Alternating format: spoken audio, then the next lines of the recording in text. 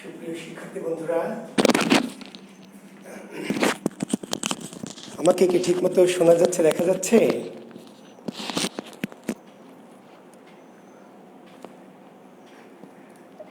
আমার ভয়েসটা কি ঠিক আছে শিক্ষার্থী বন্ধুরা? একটু কমেন্টস করো দেখি। শব্দটা ঠিকমতো শোনা যাচ্ছে কিনা বা স্পষ্ট আছে কিনা একটু আমাকে জানাও।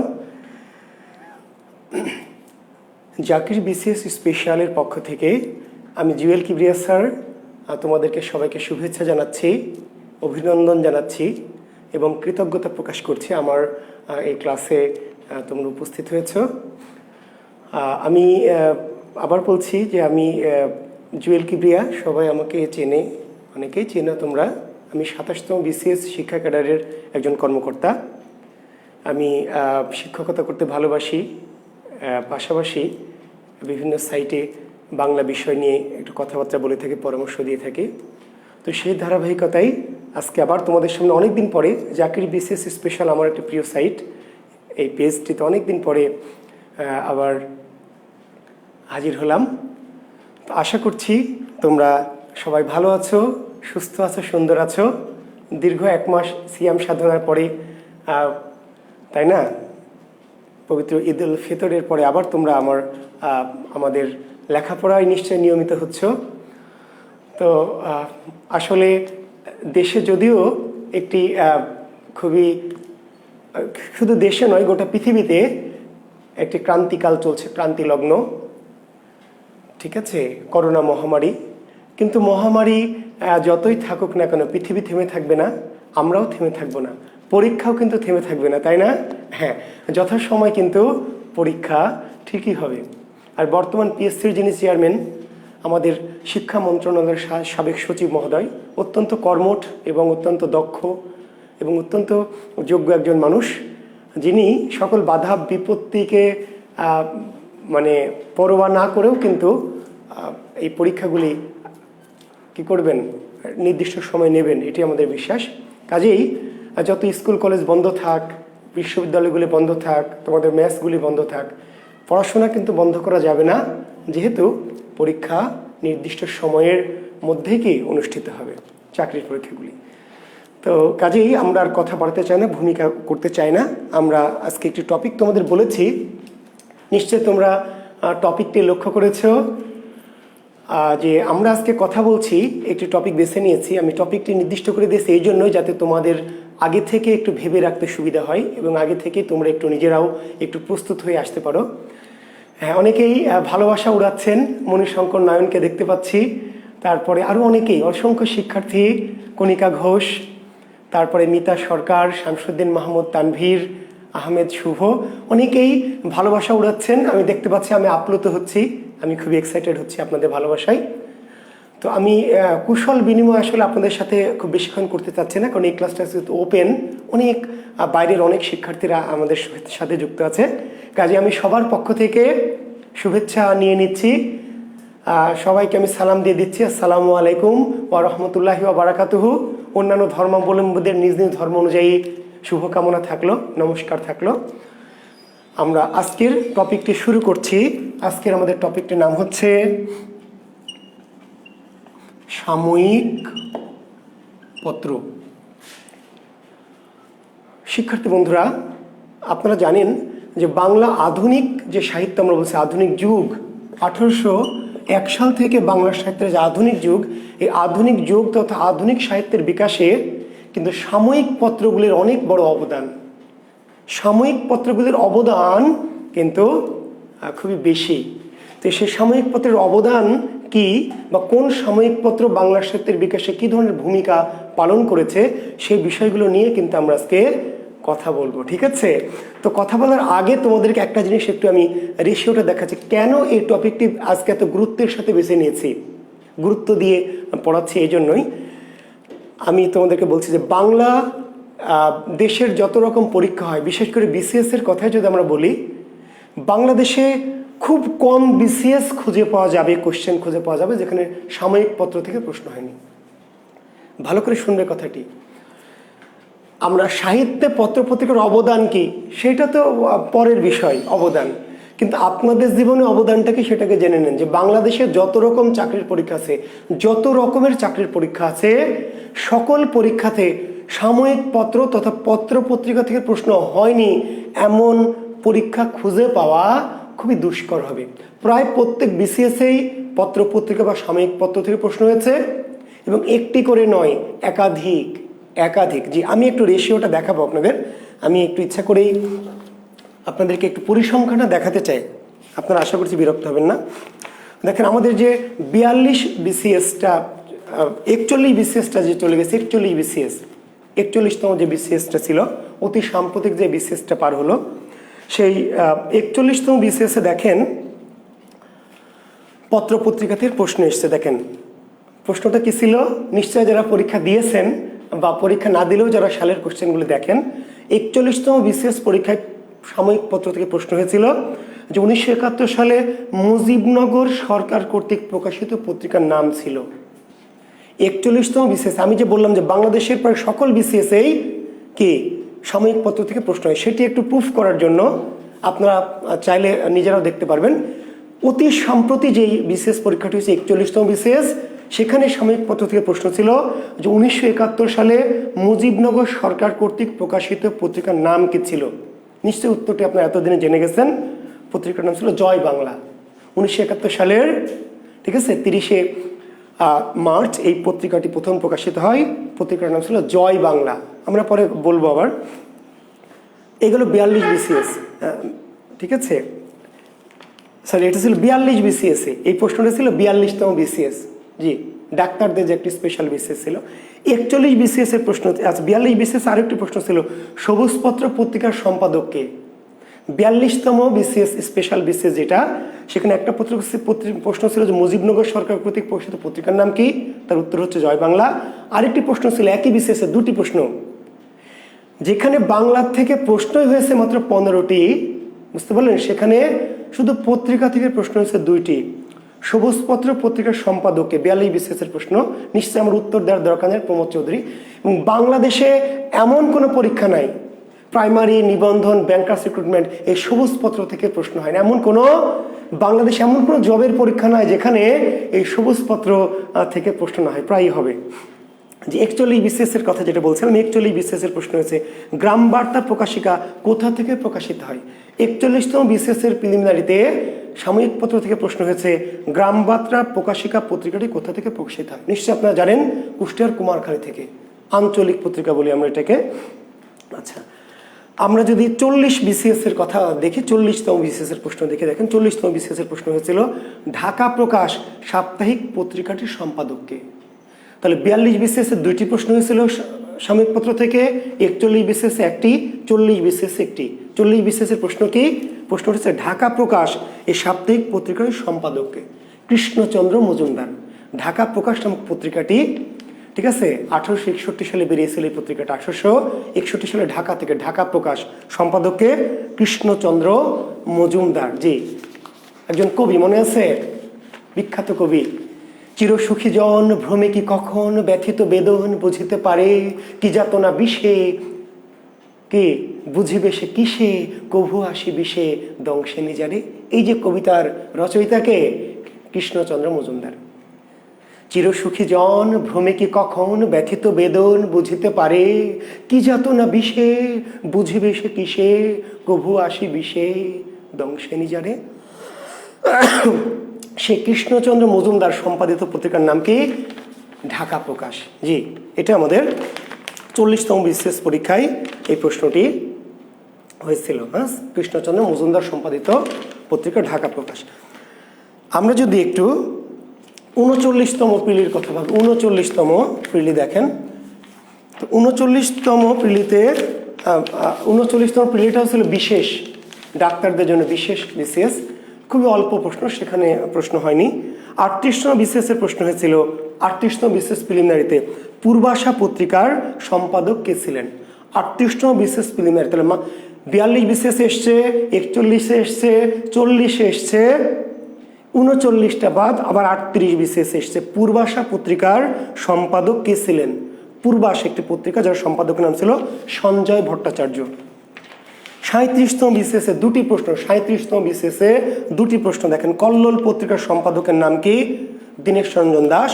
আরেকটি প্রশ্ন একই বিসিএস এসছে, 37তম বিসিএস, ভাষা আন্দোলনের প্রথম পত্রিকার সম্পাদকের নাম কি? হাসান হাফিজুর রহমান। ভাষা আন্দোলনের প্রথম পত্রিকার সম্পাদকের নাম হাসান হাফিজুর রহমান। জি আচ্ছা, 36তম বিসিএসে দেখেন, 36তম বিসিএস তিনটি প্রশ্ন একই বিসিএসে, শিক্ষার্থী বন্ধুরা ভালো করে শোনেন, একই বিসিএসে তিনটি প্রশ্ন এসেছে শুধু পত্রিকা থেকে। 36তম বিসিএস কি কি প্রশ্ন? সবুজপত্র কোন সালে? খুবই কমন, বারবার বলছি সবুজপত্র নিয়ে প্রশ্ন প্রায়। তাহলে সবুজপত্র 36তম বিসিএসে এই প্রশ্ন হয়েছে, সবুজপত্র কোন সালে প্রকাশিত হয়? 1914 সাল। আরেকটি প্রশ্ন হয়েছে 36 বিসিএসে, ইয়ং বেঙ্গল গোষ্ঠীর মুখপত্র কোন পত্রিকা? ইয়ং বেঙ্গল গোষ্ঠীর মুখপত্র রূপে কোন পত্রিকা? জি, জ্ঞান নেশন। দক্ষিণারঞ্জন মজুমদার সম্পাদিত জ্ঞান নেশন ইয়ং বেঙ্গল পত্রিকার কি? ইয়ং বেঙ্গলের প্রতিষ্ঠাতা ছিলেন ডিরোজিও। ইয়ং বেঙ্গলের প্রতিষ্ঠাতাকে ডিরোজিও, কিন্তু এই ইয়ং বেঙ্গল থেকে প্রকাশিত একটি পত্রিকা, মুখপত্র পত্রিকা বলে যার নাম জ্ঞান নেশন, সেটি সম্পাদক ছিলেন দক্ষিণারঞ্জন মজুমদার। একই 36 বিসিএস আরও একটি প্রশ্ন হয়েছে, হরিনাথ মজুমদার সম্পাদিত পত্রিকার নাম কি? হরিনাথ মজুমদার সম্পাদিত পত্রিকার নাম কি? গ্রাম বার্তা প্রকাশিকা। জি, 35 বিসিএস এর প্রশ্ন হয়েছে, 34 বিসিএস এর প্রশ্ন হয়েছে, 33 বিসিএস এর প্রশ্ন হয়েছে। অর্থাৎ আমি আসলে আপনাদের বোঝাতে চাইলাম যে সাময়িক পত্রের টপিকটি কেন এত ঢাকঢোল পিটিয়ে, কেন এত গুরুত্ব দিয়ে, কেন এত আপনাদের এত আয়োজন করে পড়াচ্ছি, যে এই যে সামনে 43 বিসিএস দিবেন, লিখে রাখেন আজকের তারিখ দিয়ে। 43 বিসিএস পরীক্ষা যারা দিবেন আজকের তারিখ দিয়ে লিখে রাখেন, আমার নাম লিখে, যে জুয়েল কিবরিয়া স্যার বলেছিল যে পত্রিকা থেকে, সাময়িক পত্র থেকে অবশ্যই প্রশ্ন হবে। যদি না আসে 43 বিসিএস পরীক্ষার পিলির পরে আমাকে ফোন দিবেন। জি, অবশ্যই ফোন দিবেন বকা দেওয়ার জন্য, যে স্যার আপনি একটা ভুয়া স্যার, আপনার কথায় কাজ হয় না। জি, তাহলে স্যার নাম্বার পাবো কই? লিখে নেন 01712337554। আমি আবার বলছি, 43তম বিসিএস প্রিলিমিনারি পরীক্ষা দিবেন, দেওয়ার পরে যদি এই সাময়িক পত্র থেকে কিংবা আজকের ক্লাসে যা যা বলবো সেখান থেকে যদি প্রশ্ন না আসে, তাহলে আমার এই নাম্বারে ফোন দিবেন বকা দেওয়ার জন্য, গালি দেওয়ার জন্য, যে স্যার আপনি একটা বেয়াদব স্যার, খালি ভুয়া মারেন, খালি ক্লাসে অযথা ফাউল পেশাল পারেন, আপনার কথার কোনো মূল্য নয়। আর যদি আমার কথা সঠিক হয় তাও ফোন দিবেন। জি, প্রশংসা করি যে স্যার আপনি খুবই ভালো, আপনার কথা শুনে খুবই কি কাজে লেগেছিল। জি, ধন্যবাদ। আচ্ছা, আমি লাস্ট কথা বলে শেষ করছি, ক্লাসে ঢুকবো। আমি যেই বছর ক্যাডার হয়েছি, আমি বিসিএস ক্যাডার হয়েছি 27তম বিসিএস। জি, 2006 সালের শেষের দিকে পরীক্ষা হয়েছে প্রিলিমিনারি, 2008 সালে আমি জয়েন করেছি। 27তম বিসিএস শিক্ষা ক্যাডার, আমার এখনো মনে আছে, পরীক্ষা দিয়েছিলাম। দেখেন 3টি প্রশ্ন হয়েছে একই বিসিএসে। ভাবেন যে একটা বিসিএস পরীক্ষাতে 3টি প্রশ্ন হয়েছে। 27তম বিসিএস প্রিলিমিনারি আমি যেই বছর ক্যাডার হয়েছে, কি কি প্রশ্ন হয়েছে দেখেন। একটা প্রশ্ন হয়েছে সাপ্তাহিক সুধাকর নামে একটি পত্রিকা, সুধাকর পত্রিকার সম্পাদককে? সুধাকর পত্রিকার সম্পাদক শেখ আব্দুর রহিম। আপনারা অনেকে জানেন যে শেখ আব্দুর রহিম সম্পাদিত পত্রিকার নাম কি? সুধাকর। জি, এই প্রশ্নটা 27তম বিসিএস আমি ক্যাডার হয়েছে যেই বছরে, সেই বছর এসেছে। আরেকটি প্রশ্ন হচ্ছে 27 বিসিএসে, মাসিক মোহাম্মদী পত্রিকা কোন সালে প্রকাশিত হয়? মাসিক মোহাম্মদী 1927। যদিও মোহাম্মদী আগে সাপ্তাহিক হিসাবে 1908 সালে, সাপ্তাহিক মোহাম্মদী 1908 সালে প্রকাশিত হয়েছিল। আর একটি মাসিক মোহাম্মদী মাওলানা আকরাম খাঁ, সম্পাদককে? মাসিক মোহাম্মদী, সাপ্তাহিক মোহাম্মদী সম্পাদককে? মাওলানা আকরাম খাঁ। তো এখানে প্রশ্ন হয়েছিল আমার 27 বিসিএসে যে মাসিক মোহাম্মদী কোন সালে? 1927 সালে প্রকাশিত হয়। আরও একটি প্রশ্ন একই বিসিএসে, 27 বিসিএসে, কোন পত্রিকাটি 1923 সালে প্রকাশিত হয়? কোন পত্রিকাটি 1923 সালে? পত্রিকাটির নাম ছিল কল্লোল। খুবই খুবই গুরুত্বপূর্ণ পত্রিকা কল্লোল। তাহলে দেখেন এক বিসিএসে 3টি প্রিলিমিনারি প্রশ্ন হয়েছে, 37 বিসিএসে, 27 বিসিএসে, তারপর 36 বিসিএসে। প্রত্যেক বছরে পত্রপত্রিকা থেকে 1টি, 2টি, 3টি প্রশ্ন আছেই। কাজেই এই টপিকটি অত্যন্ত মনোযোগ দিয়ে শুনবেন। এবং আমি শুধু এই কথাটি আপনাদেরকে বলছি যে আমি যেই আলোচনাটি করব আজকের ক্লাসে, বাংলাদেশের যে কোনো পরীক্ষায় এর বাইরে কোনো কোশ্চেন কি সাময়িক পত্র থেকে আসবে না ইনশাল্লাহ। জি, তো কাজেই বয়ান শেষ, জি, শানে নজরুল শেষ, এবার আমরা ডাইরেক্ট অ্যাকশন শুরু করব। জি, ধন্যবাদ। এখন সাময়িক পত্রে প্রবেশ করার আগে একটি কথা আপনাদেরকে বলে নিতে চাই যে সাময়িক পত্র আর আমরা এখন একটা পত্রিকা পড়ি, পত্রিকা ধরেন প্রথম আলো একটা পত্রিকা, যুগান্তর পত্রিকা, তাই না, দিনকাল পত্রিকা।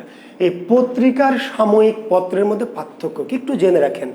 জি, রিটেনের জন্য লাগবে, প্রিলিমিনারির জন্য লাগবে না, পাত্র রিটেন যারা পরীক্ষা দেবেন যে সাময়িক পত্র কি, সাময়িক পত্র বা সাময়িকী বা সাহিত্যিকী। সাময়িক পত্র মানে কি সাময়িকী বা সাহিত্যিকী। আর আছে একটা পত্রিকা, তাহলে প্রথম আলো সাময়িকী না বা সাহিত্যিকী না, প্রথম আলো পত্রিকা, যুগান্তর পত্রিকা, ডেইলি স্টার পত্রিকা, দিনকাল পত্রিকা, বুঝতে পারলেন, পত্রিকা, যে আমার দেশ পত্রিকা। আর সাময়িক পত্র পার্থক্য কি, প্রতিদিনের খবর, নিউজ।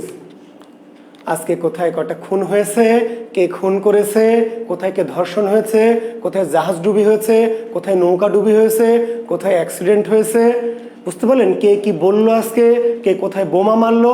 এই যে নিউজগুলি, প্রতিদিনের যে খবর, সেগুলি প্রকাশিত হয় পত্রিকায়। জি, পত্রিকায় প্রতিদিনের খবরগুলি, খবর, নিউজ, বুঝতে পারলেন। আজকে একটি শিশু ধর্ষণ হয়েছে চুয়াডাঙ্গার জীবননগরে, তাহলে এটি হচ্ছে নিউজ, নিউজ, খবর। আর সাময়িক পত্রে কি থাকবে, সাময়িক পত্রে থাকবে এই যে বাংলাদেশের ধর্ষণ প্রবণতা বাড়ছে কেন, কারণ কি, বিশ্লেষণ, আলোচনা। সাময়িক পত্রে কি থাকে, কোনো একটি বিষয় নিয়ে গবেষণালব্ধ আলোচনা, ঠিক আছে, সমালোচনা, তথ্য, উপাত্ত, তত্ত্ব। তাহলে পত্রিকায় থাকে কি কোনো একটা নিউজ, কোনো একটা খবর, কোনো একটা মেসেজ। আর সাময়িক পত্রে কি থাকে, ওই ঘটনাটি কেন ঘটছে, দুর্ঘটনা কেন বৃদ্ধি পাচ্ছে বাংলাদেশে, কারণ কি, হ্যাঁ, ফিলিস্তিনে যুদ্ধ বন্ধ হয়েছে, এটা হলো খবর, যুদ্ধ সাময়িক স্থগিত, কেন বন্ধ হলো, এর পিছনে রহস্য কি, আসলে ইসরায়েলিরা কোনো গোপন ষড়যন্ত্র আটছে কিনা, সামরিক শক্তি বৃদ্ধি করছে কিনা, হ্যাঁ, এতে লাভ ক্ষতি কার হলো, ইত্যাদি। এই যে বিভিন্ন বিষয়গুলো নিয়ে কি জ্ঞানগর্ভ আলোচনা, সেটির নাম হচ্ছে সাময়িক পত্র। এবং সাময়িক পত্রের আরেকটি বৈশিষ্ট্য হলো এটি প্রতিদিনে না, মাসে বা সপ্তাহে প্রকাশিত হয়। জি, সাপ্তাহিক, সাধারণত সাময়িক পত্র কি মাসিক বা সাপ্তাহিক, এমন আছে পাক্ষিক, পাক্ষিক 15 দিন পর পর, মাসিক হতে পারে, ত্রৈমাসিক, ষান্মাসিক, বাৎসরিক, দ্বিবার্ষিক, ত্রিবার্ষিক, পঞ্চবার্ষিক। বোঝা গেছে, অনেক বিখ্যাত বিখ্যাত গবেষণা পত্রিকা আছে, সাময়িক পত্র, যেগুলি 3 বছর 5 বছর পর পর প্রকাশিত হয়, বুঝতে পেরেছেন। তো সাময়িক পত্র জিনিসটা বুঝতে পেরেছেন, সাহিত্য, গল্প, উপন্যাস, নাটক, প্রবন্ধ, ভ্রমণ কাহিনী, অভিজ্ঞতা, অনুভূতি, স্মৃতিকথা, এগুলি প্রকাশিত হয় কোথায়, সাময়িক পত্রে। আর পত্রিকায় কি থাকে, নিউজ, নিউজ। কিন্তু পত্রিকাতেও সাময়িক পত্রের একটা অংশ থাকে, ওই যে সম্পাদকীয়, আমরা বলি না রিটেনের জন্য সম্পাদকীয় পড়বেন, কেন, যে বিশ্লেষণ ধর্মী লেখা, অর্থাৎ দৈনিক যে পত্রিকা, সেখানেও কিন্তু সাময়িক পত্রের একটা অংশ থাকে, কি দেখবেন, প্রবন্ধ, নিবন্ধ আছে, কিংবা বিশেষ করে শুক্রবার বা অন্য কোনো দিনকেই সাহিত্য প্রকাশিত হয়, গল্প, সেগুলো কিন্তু সাময়িক পত্রের অংশ। অর্থাৎ দৈনিক পত্রিকার মধ্যেও যে সম্পাদকীয় কিংবা প্রবন্ধ, নিবন্ধ ছাপা হয়, কিংবা কবিতা, গল্প, ছড়া ছাপা হয়, সেগুলো কিন্তু কি সাময়িক পত্রের একটা অংশ। জি, আর শুধুই যেখানে নিউজ না, খবর না, শুধুই যেখানে গল্প, কবিতা, উপন্যাস, প্রবন্ধ, গবেষণা এগুলো প্রকাশিত হয়, সেটি হচ্ছে সাময়িক পত্র। উপমহাদেশ তথা ভারতবর্ষের প্রথম সাময়িক পত্রের নাম বেঙ্গল গেজেট। উপমহাদেশের তথা ভারতবর্ষের প্রথম সাময়িক পত্রের নাম কি, বেঙ্গল গেজেট। কত সালে, 1780 সালে। উপমহাদেশের তথা ভারতবর্ষের, উপমহাদেশের তথা ভারতবর্ষের প্রথম সাময়িক পত্রের নাম কে, বেঙ্গল গেজেট, বেঙ্গল গেজেট। জি, কত সালে? উপমহাদেশের প্রথম সাময়িক পত্র কত সালে প্রকাশিত হয়েছে? 1780 সালে। জি, নাম কি? বেঙ্গল গেজেট। উপমহাদেশের প্রথম পত্রিকা সম্পাদকের নাম কি? James Augustus Hicky. জেমস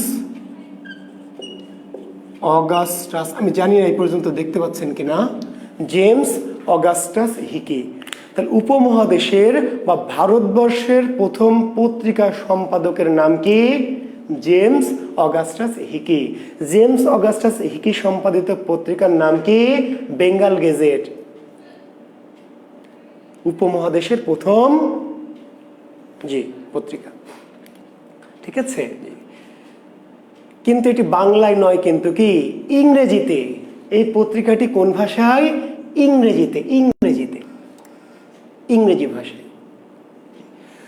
তো আমরা কি ইংরেজি পত্রিকা নিয়ে কথা বলার জন্য আজকের ক্লাসে এসেছি? আমাদের যে বাংলা পরীক্ষায় ইংরেজি পত্রিকা থেকে প্রশ্ন হবে না, কিন্তু আমরা যেহেতু এটি সূচনার ইতিহাসটার জন্য আমরা এটি জানলাম। ইংরেজিতে আরো অনেক পত্রিকা ভারতবর্ষে প্রকাশিত হয়েছে।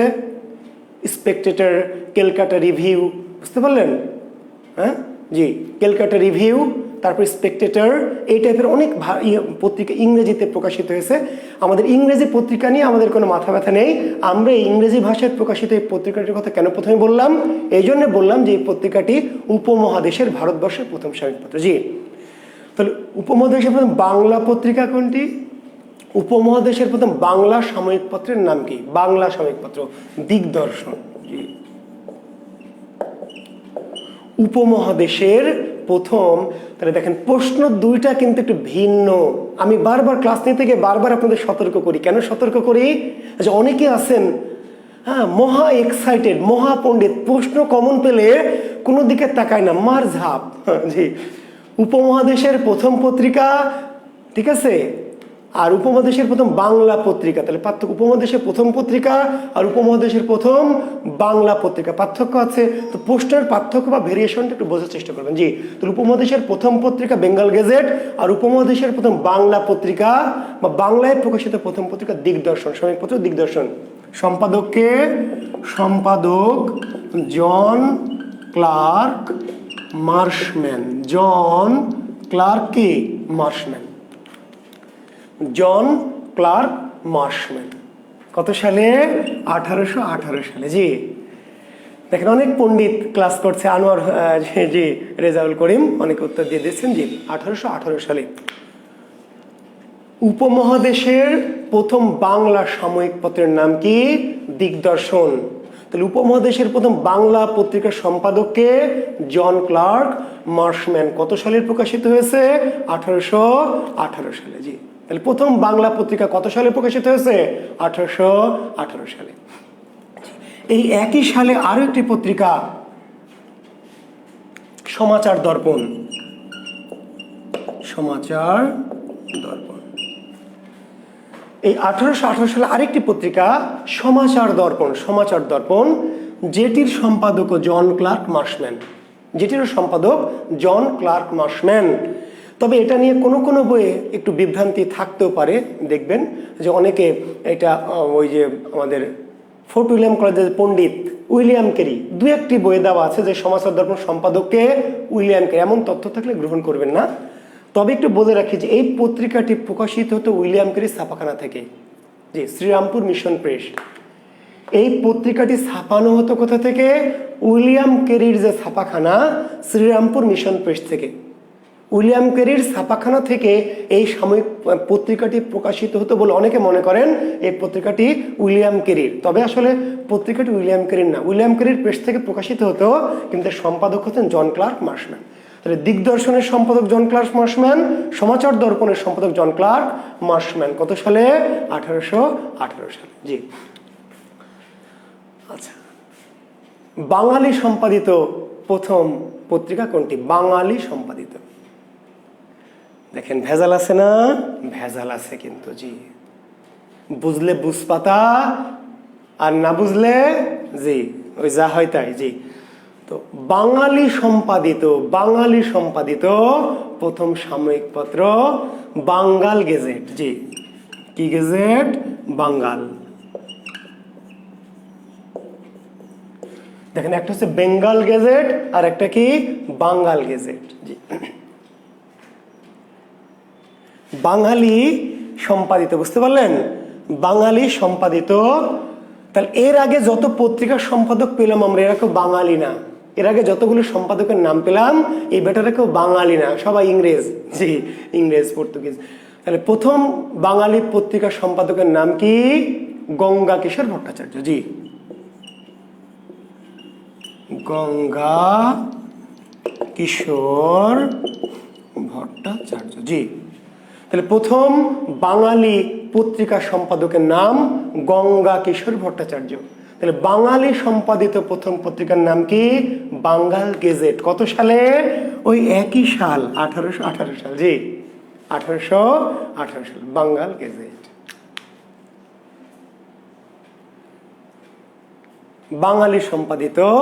বাঙালি সম্পাদিত প্রথম পত্রিকার নাম, জি, বাঙ্গাল গেজেট, 1818 সাল। ঠিক আছে, এইভাবে আমাদের পত্র পত্রিকা বা সাময়িক পত্র শুরু হয়ে গেল।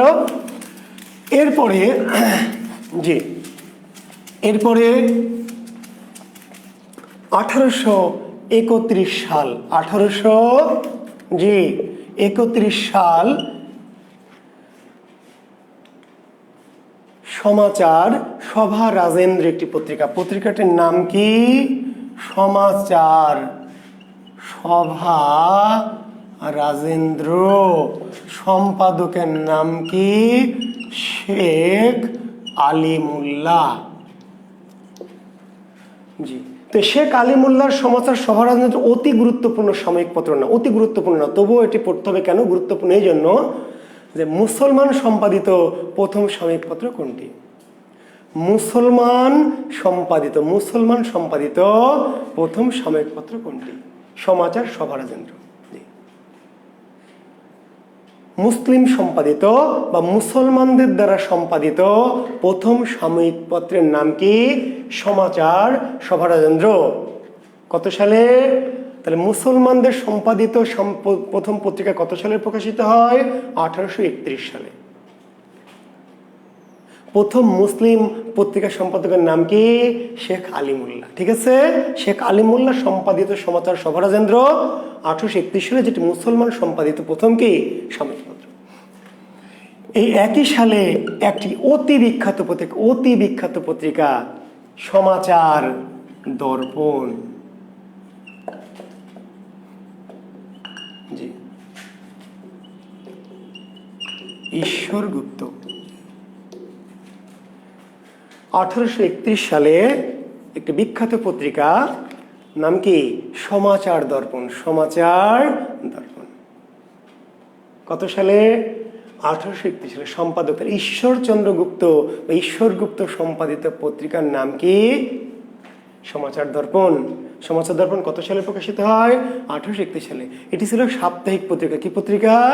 জি, সমাচার দর্পণ। সমাচার দর্পণ তো বললাম আগে। দুঃখিত, সমাচার দর্পণ তো আগে। সংবাদ প্রভাকর, দুঃখিত, শিক্ষার্থী। সমাচার দর্পণ মাথায় যুক্ত হয়ে আছে। সমাচার দর্পণ তো আমরা আগেই 18 সালে বলে এসেছি। সংবাদ প্রভাকর। জি, দুঃখিত, সমাচার দর্পণও বিখ্যাত। জি, কিন্তু সংবাদ প্রভাকর 1831 সালে। ধন্যবাদ। সংবাদ প্রভাকর ঈশ্বরচন্দ্র গুপ্তের সম্পাদনায়। কি? এটি প্রথমে মাসিক, তারপর সাপ্তাহিক, মূলত সংবাদ প্রভাকর সাপ্তাহিক পত্রিকা হিসাবে 1831 সালে প্রকাশিত হয়। কিন্তু একটি কাহিনী আছে, এটি আবার বাংলা ভাষার প্রথম দৈনিক পত্রিকা। বাংলা ভাষার প্রথম কি দৈনিক পত্রিকা। তাহলে প্রথম কিন্তু সাপ্তাহিক হিসাবে প্রকাশিত হয়েছিল। প্রথমে এই পত্রিকা কিন্তু সাপ্তাহিক হিসাবেই প্রকাশিত হয়েছিল, কিন্তু পরবর্তীতে এটা দৈনিকে রূপান্তরিত হয়। কত সালে? 1839 সালে। জি, তাহলে সংবাদ প্রভাকর পত্রিকা বাংলা ভাষার প্রথম দৈনিক পত্রিকা। বাংলা ভাষার প্রথম কি? বাংলা ভাষার প্রথম দৈনিক পত্রিকা কোনটি? সংবাদ প্রভাকর। আমি আবার বলছি, এটি কিন্তু দৈনিক হিসাবে ছিল না, এটি প্রথম 1831 সালে সাপ্তাহিক হিসেবে প্রকাশিত হয়েছিল। পরবর্তীতে এটি 1839 সালে দৈনিকে রূপান্তরিত হয়, যেটিকে বলা হচ্ছে বাংলা ভাষার প্রথম কি দৈনিক পত্রিকা। জি,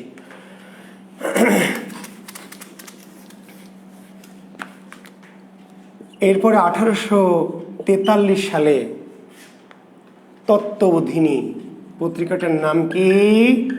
তত্ত্ববোধিনী। সম্পাদককে অক্ষয় কুমার দত্ত।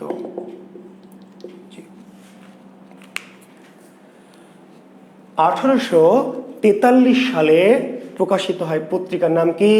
তত্ত্ববোধিনী, অক্ষয় কুমার দত্তের সম্পাদনায়।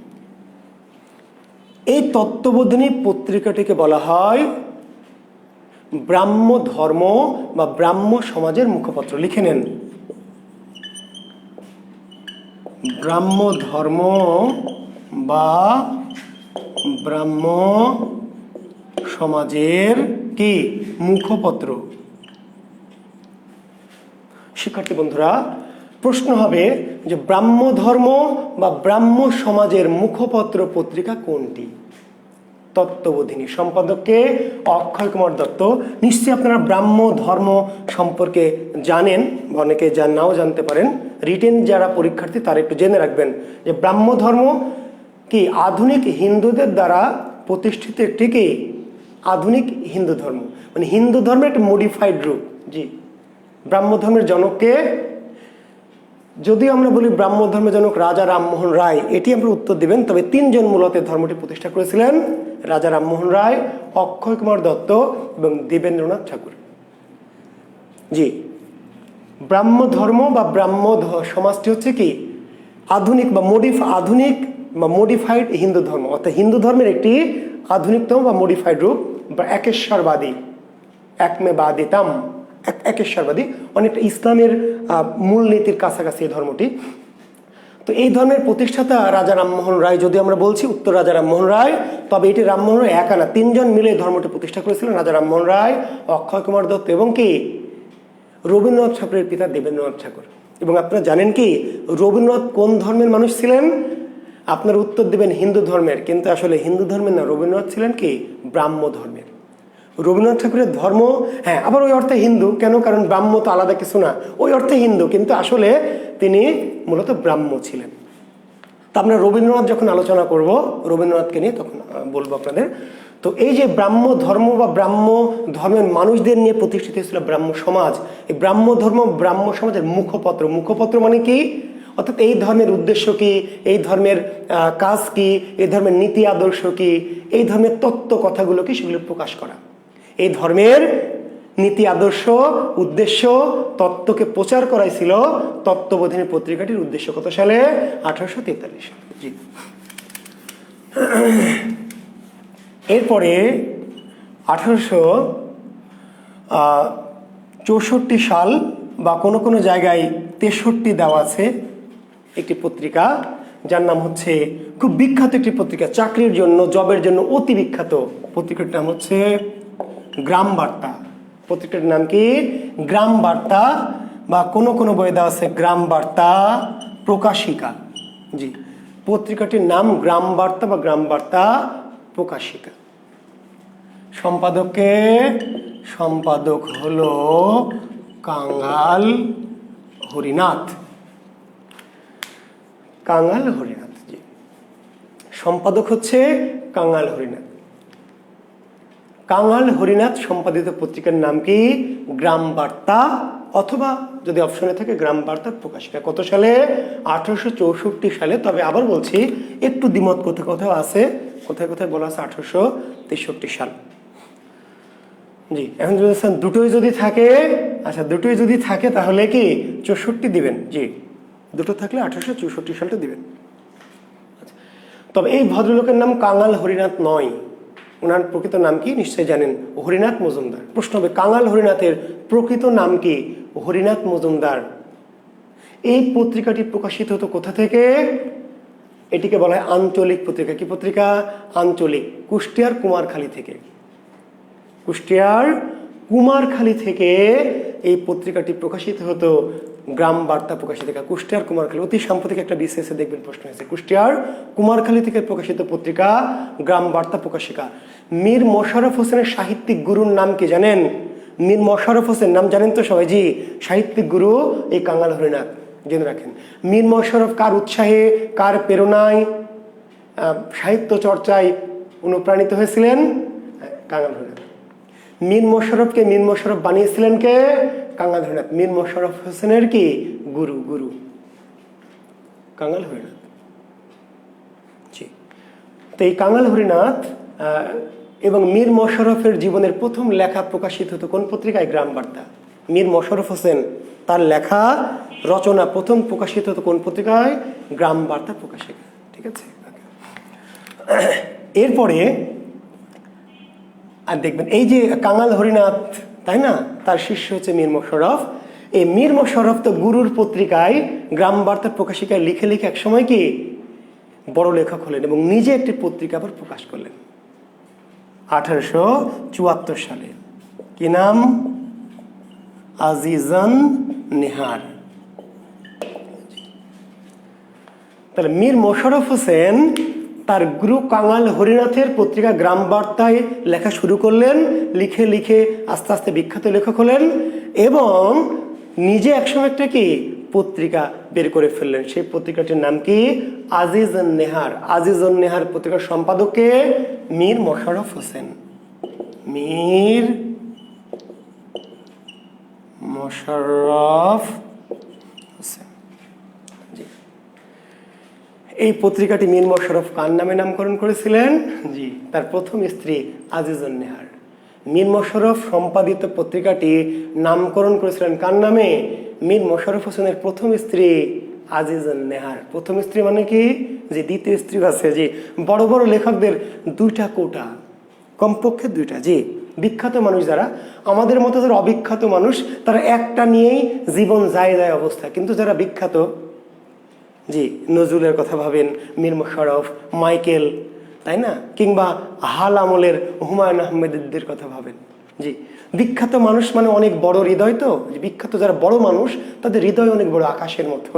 যে কাজেই একাধিক জায়গা আছে আর কি। তো মীর মোশাররফ হোসেনের প্রথম স্ত্রীর নাম কি? আজিজন নেহার, যার নামে তিনি পত্রিকা সম্পাদনা করেছিলেন। আর দ্বিতীয় স্ত্রীর নাম কি? বিবি কুলসুম। মীর মোশাররফ হোসেনের দ্বিতীয় স্ত্রীর নাম বিবি কুলসুম। বিবি কুলসুমকে তিনি নিরাশ করেননি। বিবি কুলসুমের নামে একটি গ্রন্থ লিখেছিলেন, আত্মজীবনীমূলক গ্রন্থ। সেই গ্রন্থটার নাম কি ছিল? যে বিবি কুলসুম বা আমার জীবনের জীবনী। মীর মোশাররফ তার দ্বিতীয় স্ত্রী বিবি কুলসুমকে কিন্তু হতাশ করেনি, তার নামে একটি গ্রন্থ লিখেছিলেন, আত্মজীবনীমূলক গ্রন্থ। গ্রন্থটির নাম কি? বিবি কুলসুম বা আমার জীবনের জীবনী, মাই লাইফস লাইফ। বিবি কুলসুম হলো তার জীবন, সেই জীবনের আবার কি জীবনী। জি, তো যাই হোক, সে মীর মোশাররফ সম্পাদিত পত্রিকা আজিজন নেহার। আমরা মীর মোশাররফ, আমরা যে সাহিত্য গ্রুপের যারা শিক্ষার্থী আছেন এখানে, ঠিক আছে, আমরা জাকির বিসিএস স্পেশাল থেকে যে সাহিত্য টিউটোরিয়াল একটি গ্রুপ করেছি, সেখানকার শিক্ষার্থী যারা আছেন তারা নিশ্চয়ই, আমরা খুব শীঘ্রই কিন্তু এই লেখকদের জীবনীতে ঢুকবো। আমরা সাহিত্যের আধুনিক যুগে প্রবেশ করেছি। আধুনিক যুগের এই প্রকরণগুলি আমরা শুরু করেছিলাম, গদ্য, তারপর নাটক কিভাবে এলো, উপন্যাস কিভাবে এলো, এগুলো আমরা আলোচনা করছি, তাই না? তারপরে মহাকাব্য কিভাবে এলো, প্রহসন কিভাবে এলো, আজকে আমরা সাময়িক পত্র নিয়ে কথা বলছি। তারপরে আমরা কথা বলবো ছদ্মনাম, উপাধি, উপজীব্য বিষয়, এই নানান কিছু একটু বলে আমরা চলে যাব কি সাহিত্যিকদের জীবনীতে। খুবই মজা পাবেন এবং ক্লাস অবশ্যই মিস করবেন না। সাহিত্যিকদের জীবনে আমি এমনভাবে আলোচনা করব যে বাংলাদেশের কোনো পরীক্ষায় কোনো পরীক্ষক আপনাকে আটকাতে পারবে না। আমি যা বলবো তার বাইরে কোনো তথ্য কি নাই, পাবে কই, পরীক্ষাকে তো পাইতে হবে। জি, আচ্ছা, তো 1874 সালের আগে আরেকটি অতি বিখ্যাত পত্রিকা আছে। 1874 সালে আজিজন নেহার পত্রিকা, কিন্তু আজিজন নেহার পত্রিকার আগে কি একটা বিখ্যাত পত্রিকা আছে, বঙ্গদর্শন, 1872 সালে। আচ্ছা, আমি আপনাদের কমেন্টস কিন্তু আর দেখছি না, ইচ্ছা করে দেখছি না।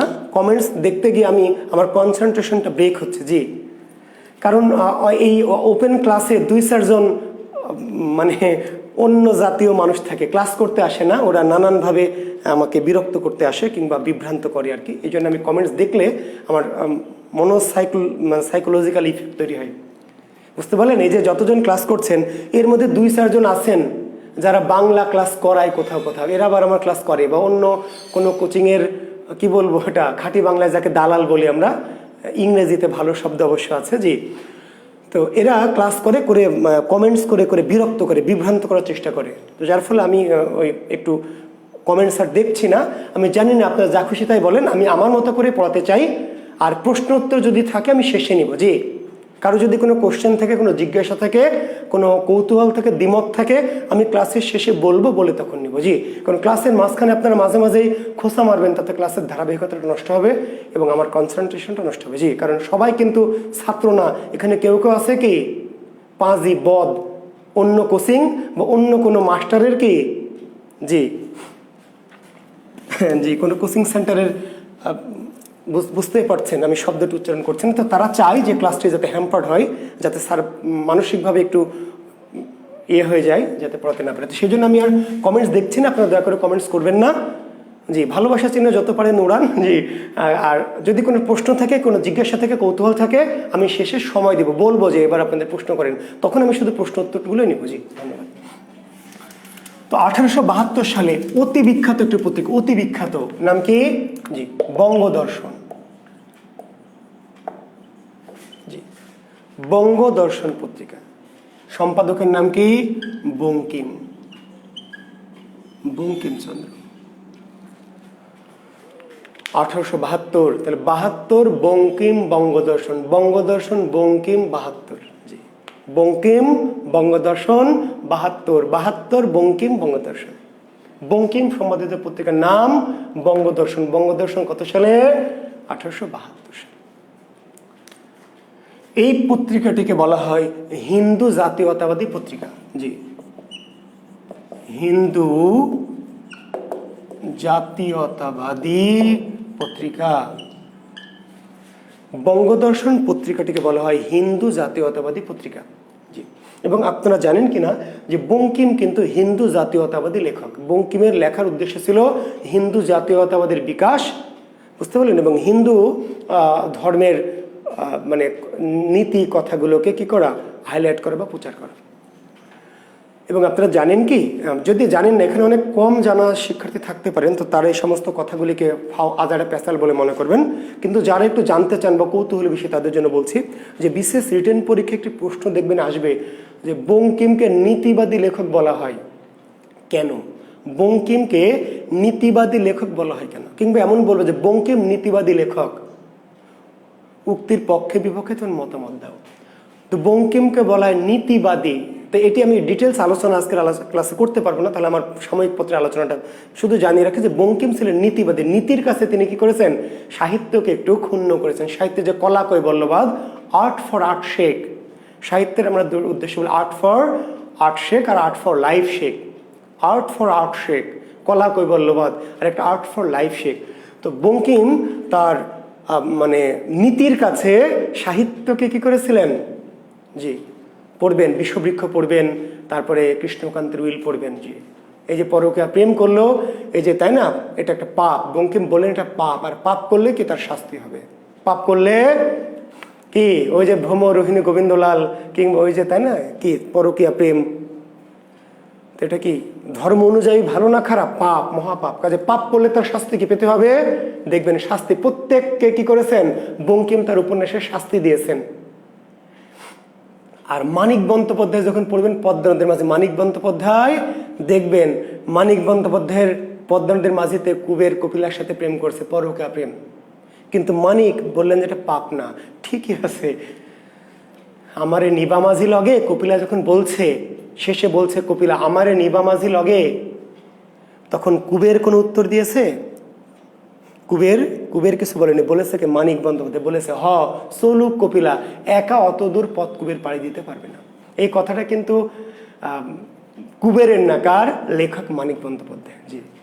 কপিলা যখন জিজ্ঞেস করছে আমারে নিবা মাঝি লগে, কুবের কিন্তু কোনো উত্তর দেয়নি, বোকা কুবের, ঠিক আছে, সরল সে উত্তর দিচ্ছে লেখক। লেখক বলছেন চলুক কপিলা, একা অত দূর পথ কুবের পাড়ি দিতে পারে। তার মানিক বন্দ্যোপাধ্যায় এই পরকীয়াকে কিন্তু উৎসাহিত করছে, বলছে ব্যাপার না, জীবনে এমন ঘটতেই পারে, যাক না একটু ঘুরে আসুক না, কি এমন ক্ষতি।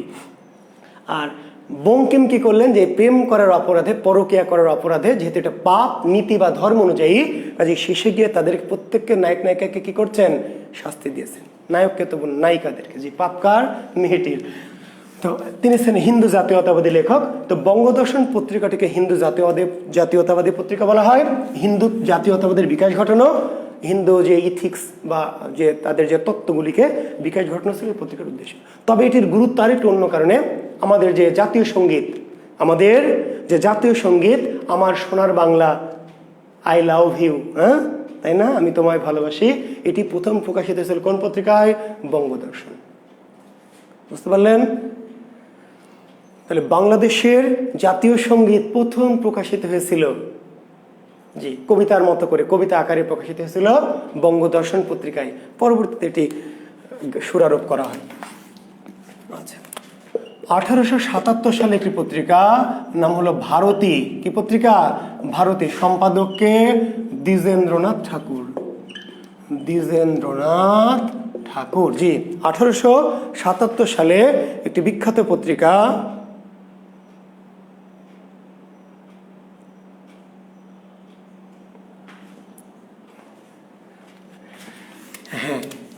তো 1877 সালে আমরা কুন্দনন্দিনী বিষবৃক্ষ নিয়ে কথা বলবো, ঠিক আছে?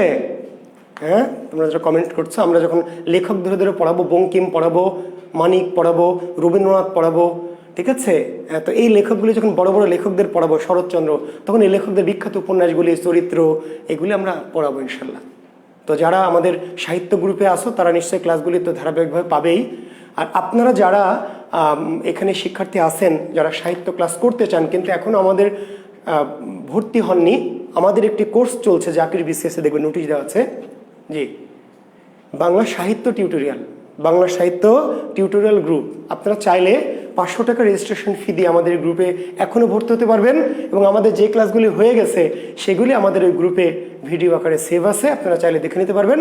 আর প্রতি শনি সোম বুধ রাত 9:30টায় আমাদের প্রতিনিয়ত ক্লাস হয়, প্রতি সপ্তাহে শনি সোম বুধ রাত 9:30টায় করি। আপনারা চাইলে এখনও যদি কেউ আগ্রহী থাকেন বা কেউ ভর্তি হতে চান বা আমার সাহিত্য ক্লাস ভালো লাগে করতে চান, তাহলে আপনারা আমাদের এই জাকির বিসিএসের নোটিশ দেখে আমাদের এই গ্রুপের সাথে যুক্ত হয়ে যাবেন। ঠিক আছে, জাকির বিসিএসের সাথে যুক্ত থাকবেন। জাকির বিসিএস প্রতিনিয়ত বিসিএস সংক্রান্ত নানান বিষয়গুলো নিয়ে পড়াশোনা করাচ্ছে। জাকির বিসিএস বর্তমান বাংলাদেশের অত্যন্ত গুরুত্বপূর্ণ একটি জব সাইট, ঠিক আছে? আর পাশাপাশি আমার ছোটখাটো ক্লাসের জন্য বিশেষ করে কনফিউজিং টাইপের যে সাহিত্য বা ব্যাকরণের কনফিউশন কেমন, যেমন ধরেন বিশ্বাসহীন নায়ককে, এজিদ না ইমাম হোসেন, ঠিক আছে, এই টাইপের বিভিন্ন আলোচনা আমার একটি ইউটিউব চ্যানেল আছে, জুয়েল কিবরিয়া শিক্ষা সাহিত্য সংস্কৃতি। সম্ভব হলে আপনারা একটু, জি যারা হয়তো সরাসরি ভর্তি হয়ে ক্লাস করতে চান না এই ধারাবাহিকভাবে, কিন্তু কিছু কিছু সমস্যায় পড়েন, মাঝে মাঝে কনফিউশনে পড়েন সাহিত্যের বিভিন্ন উত্তর নিয়ে, তারা আমার এই জুয়েল কিবরিয়া বাংলায় লিখবেন শিক্ষা সাহিত্য সংস্কৃতি।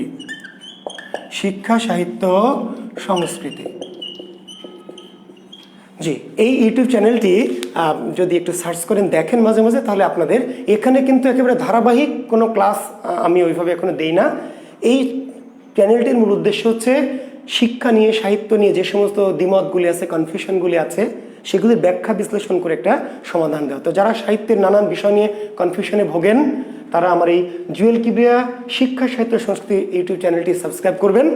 এবং আপনাদের যদি কোনো মতামত থাকে, পরামর্শ থাকে, কোনো চাওয়া থাকে কোনো বিষয় নিয়ে, তাহলে আপনারা ওখানে কমেন্টস করলে আমরা সেই অনুযায়ী কি ওখানে ক্লাস দেব। জি ধন্যবাদ।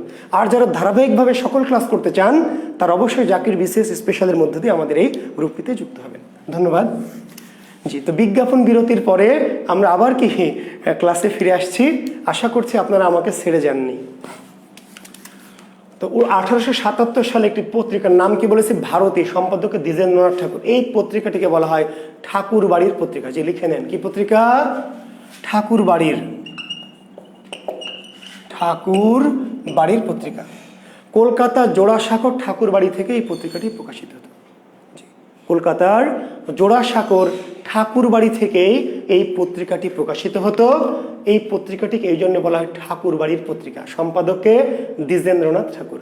রবীন্দ্রনাথ ঠাকুরের বড় ভাই, জানেন তো যে রবীন্দ্রনাথ ঠাকুর বড় ভাই দ্বিজেন্দ্রনাথ ঠাকুর, এবং পর্যায়ক্রমে এই ভারতীয় পত্রিকা অনেকেই সম্পাদনা করেছেন, অনেকেই, জি পর্যায়ক্রমে রবীন্দ্র পরিবারের অনেকেই এই পত্রিকাটি সম্পাদনা করেছেন। স্বর্ণকুমারী দেবী সম্পাদনা করেছেন, ঠিক আছে, তারপর সোমেন্দ্রনাথ, সৌরেন্দ্রনাথ, গগনেন্দ্রনাথ, অবনেন্দ্রনাথ, অনেক। রবীন্দ্রনাথরা মাত্র 14 ভাই, জি রোহিঙ্গা পরিবার, জি। আর তখনকার দিনে এটাই ছিল ট্র্যাডিশন, রবীন্দ্রনাথরা মাত্র কি, মাত্র 14, জি। 14তম সন্তান রবীন্দ্রনাথ ছিলেন সেই পরিবারের 14তম সন্তান, জি।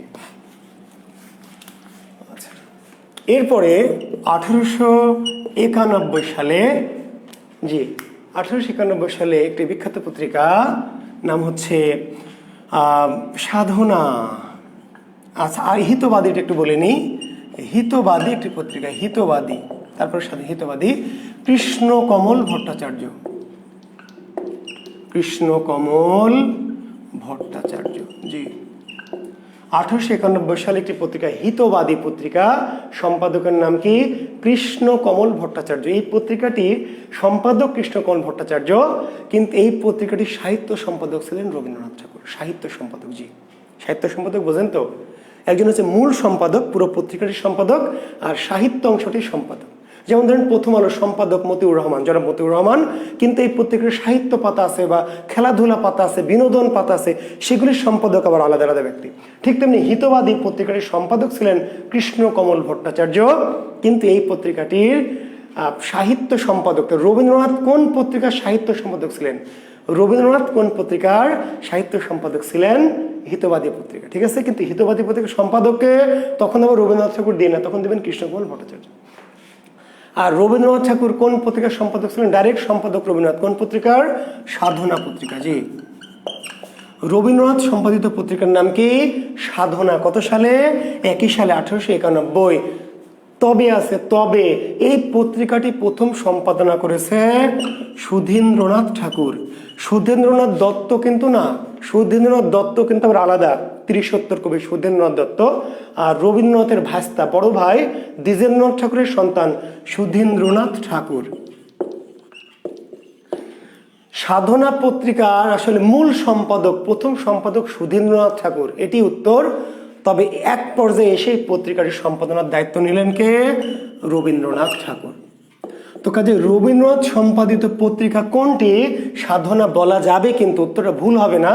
তবে সাধনা পত্রিকার সম্পাদককে যদি থাকে, সুধীন্দ্রনাথ থাকলে সুধীন্দ্রনাথ উত্তর দিতে হবে। কেন, যিনি প্রথম সম্পাদক তাকে আমরা সম্পাদক বলি। আবার বলছি, ওই যে কনফিউশন, আপনি বিপদে পড়বেন, কনফিউজড হবেন, কোথাও দেশে রবীন্দ্রনাথ, কোথাও দেশে সুধীন্দ্রনাথ। আমি আবার বলছি, সাধনা পত্রিকার সম্পাদককে সুধীন্দ্রনাথ ঠাকুর থাকলে সুধীন্দ্রনাথই দিতে হবে, কারণ প্রথম যিনি সম্পাদনা করেন, যেমন ভারতী পত্রিকা দ্বিজেন্দ্রনাথ ঠাকুর সম্পাদনা করেছেন, সোমেন্দ্রনাথ ঠাকুর, সৌরেন্দ্রনাথ ঠাকুর, অবনীন্দ্রনাথ ঠাকুর, গগনেন্দ্রনাথ ঠাকুর, অনেকেই সম্পাদনা করেছে, স্বর্ণকুমারী দেবী।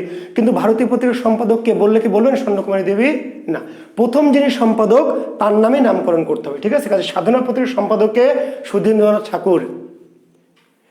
কিন্তু এই সুধীন্দ্রনাথ যদি না থাকে তাহলে রবীন্দ্রনাথ ঠাকুর দেওয়া যাবে, কেন, কারণ একটা পর্যায়ে এসে, পরবর্তীতে এসে রবীন্দ্রনাথ ঠাকুর এটি সম্পাদনা করলেন। আবার যদি প্রশ্নটা এভাবে করে, রবীন্দ্রনাথ ঠাকুর সম্পাদিত পত্রিকা কোনটি, রবীন্দ্রনাথ ঠাকুর সম্পাদিত পত্রিকা কোনটি, তাহলে অবশ্যই সাধনা দেওয়া যাবে, কারণ রবীন্দ্রনাথ এই পত্রিকাটিকে সম্পাদনা করেছিলেন, প্রথম সম্পাদক না, কিন্তু সম্পাদনা করেছিলেন, জি। ধন্যবাদ।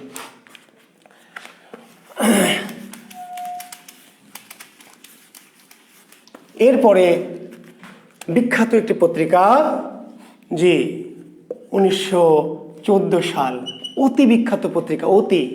আমি প্রথমে একটু অতি বিখ্যাত পত্রিকাগুলো নিয়ে কথা বলছি, তারপর আরো কিছু পত্রিকা নিয়ে কথা বলবো। 1914 সালে এতই বিখ্যাত, আমি প্রথমে শুরু করেছিলাম, মনে আছে, যে বাংলাদেশে শুধু বিসিএস নয়, বিসিএস, ব্যাংকার্স রিক্রুটমেন্ট, নিবন্ধন, প্রাইমারি, তারপরে বন, তারপর রেলওয়ে, তারপরে ডাক, তারপরে যত রকম পরীক্ষা, কারা নিয়োগ আছে, অবশ্যই এই পত্রিকাটি থেকে প্রশ্ন হয়। 1914 সালে পত্রিকাটির নাম কি, সবুজ পত্র। সম্পাদকের নাম কি আমার বলা লাগবে, জি আপনারাই জানেন, প্রমথ চৌধুরী। 1914 সালে, জি, পত্রিকা সবুজপত্র, সম্পাদক প্রমথ চৌধুরী।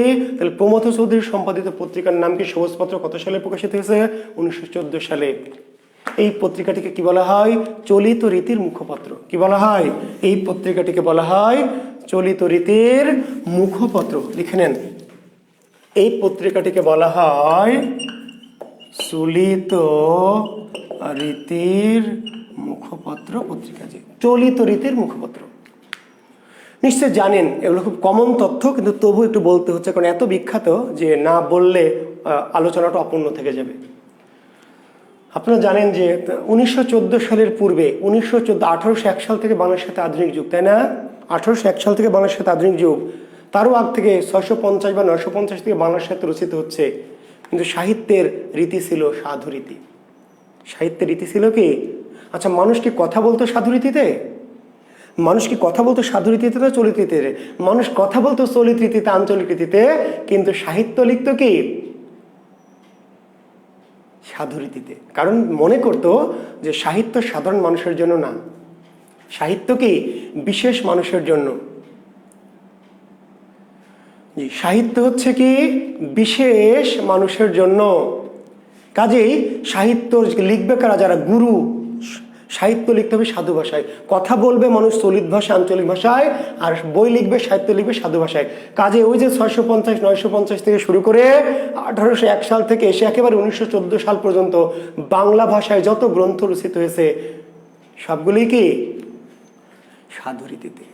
প্রমোদ চৌধুরী প্রথমে এসে বললেন যে ভাষা মানুষের মুখ হতে কলমের মুখে আসে, মানুষের মুখ থেকে কলমের মুখে আসে, কলমের মুখ থেকে মানুষের মুখে না।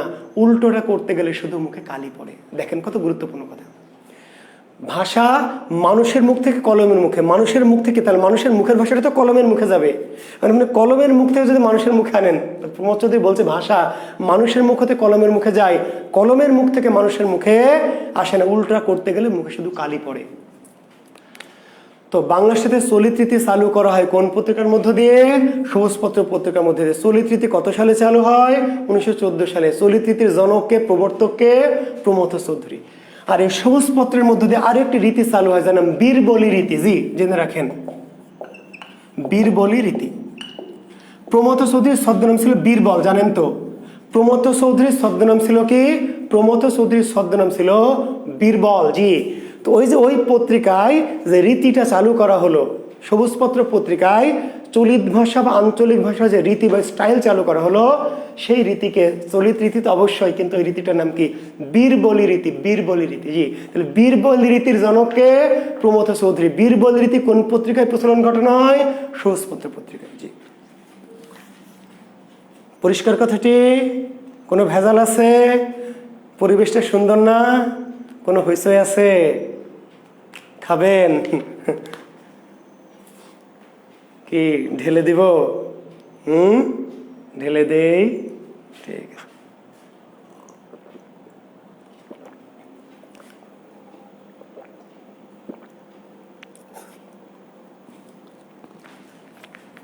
আচ্ছা, জি, আচ্ছা, তাহলে এরপরে 1918 সালে, জি 1918 সালে একটি বিখ্যাত পত্রিকা লিখলেন, সওগাত। মোহাম্মদ নাসির উদ্দিন।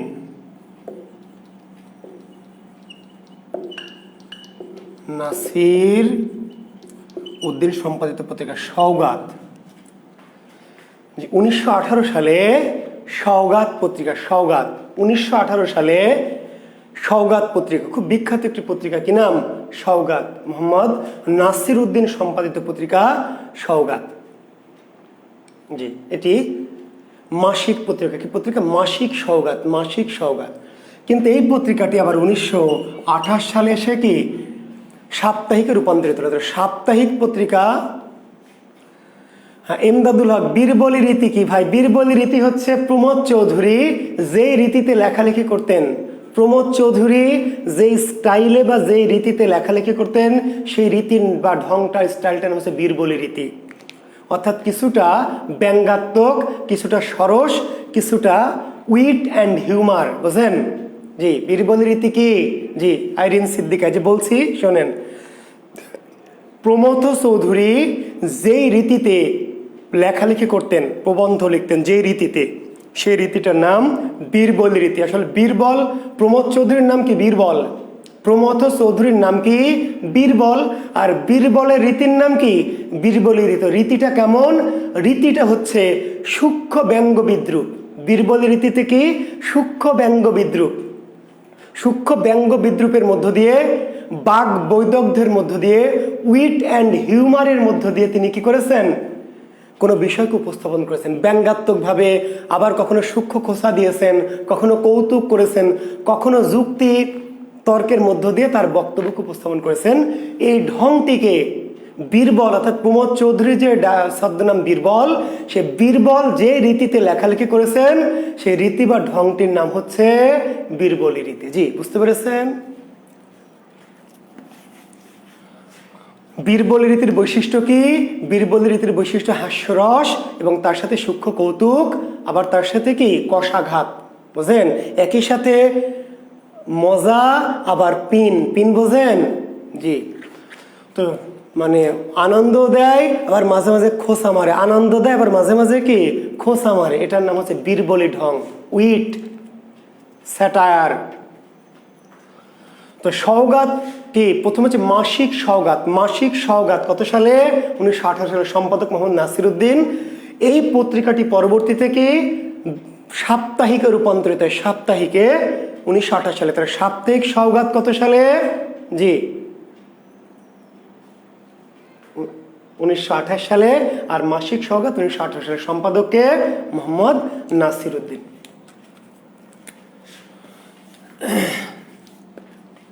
আর কি মুহাম্মদী পত্রিকা, মৌলানা আকরাম খাঁ, সম্পাদককে মৌলানা আকরাম খাঁ। মুহাম্মদী পত্রিকা, এই মুহাম্মদী পত্রিকা প্রথমে ছিল সাপ্তাহিক, প্রথমে ছিল কি সাপ্তাহিক মুহাম্মদী। কত সালে? 1908 সালে, সাপ্তাহিক মুহাম্মদী 1908 সালে। পরবর্তীতে আবার 1927 সালে এটা কি মাসিকে রূপান্তরিত হলো। একই পত্রিকা, আবার বলছি বিভ্রান্ত হয়ে না যেন, একই পত্রিকা, একটি হলো সাপ্তাহিক মুহাম্মদী আর একটি মাসিক মুহাম্মদী। জি, তো সাপ্তাহিক মুহাম্মদী 1908 সালে প্রকাশিত হয়, সাপ্তাহিক মুহাম্মদী, সম্পাদক মৌলানা আকরাম খাঁ। এবং এই পত্রিকাটি 1927 সালে এসে কি হয় মাসিক, সাপ্তাহিক থেকে মাসিক হয়ে যায়। জি,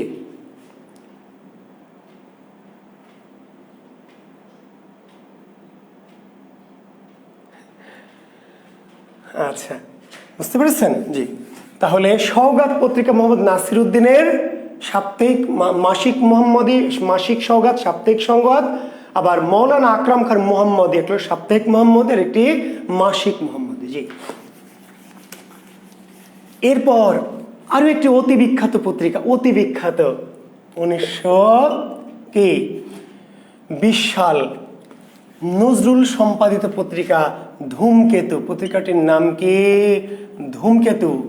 1920 সালে ধূমকেতু পত্রিকা।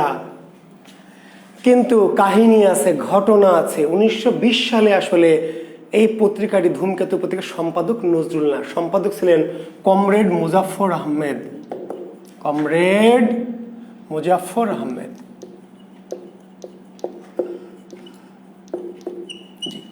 1920 সালে যে ধূমকেতু পত্রিকা, ঠিক আছে, 1920 সালে যে ধূমকেতু পত্রিকা, এই পত্রিকাটি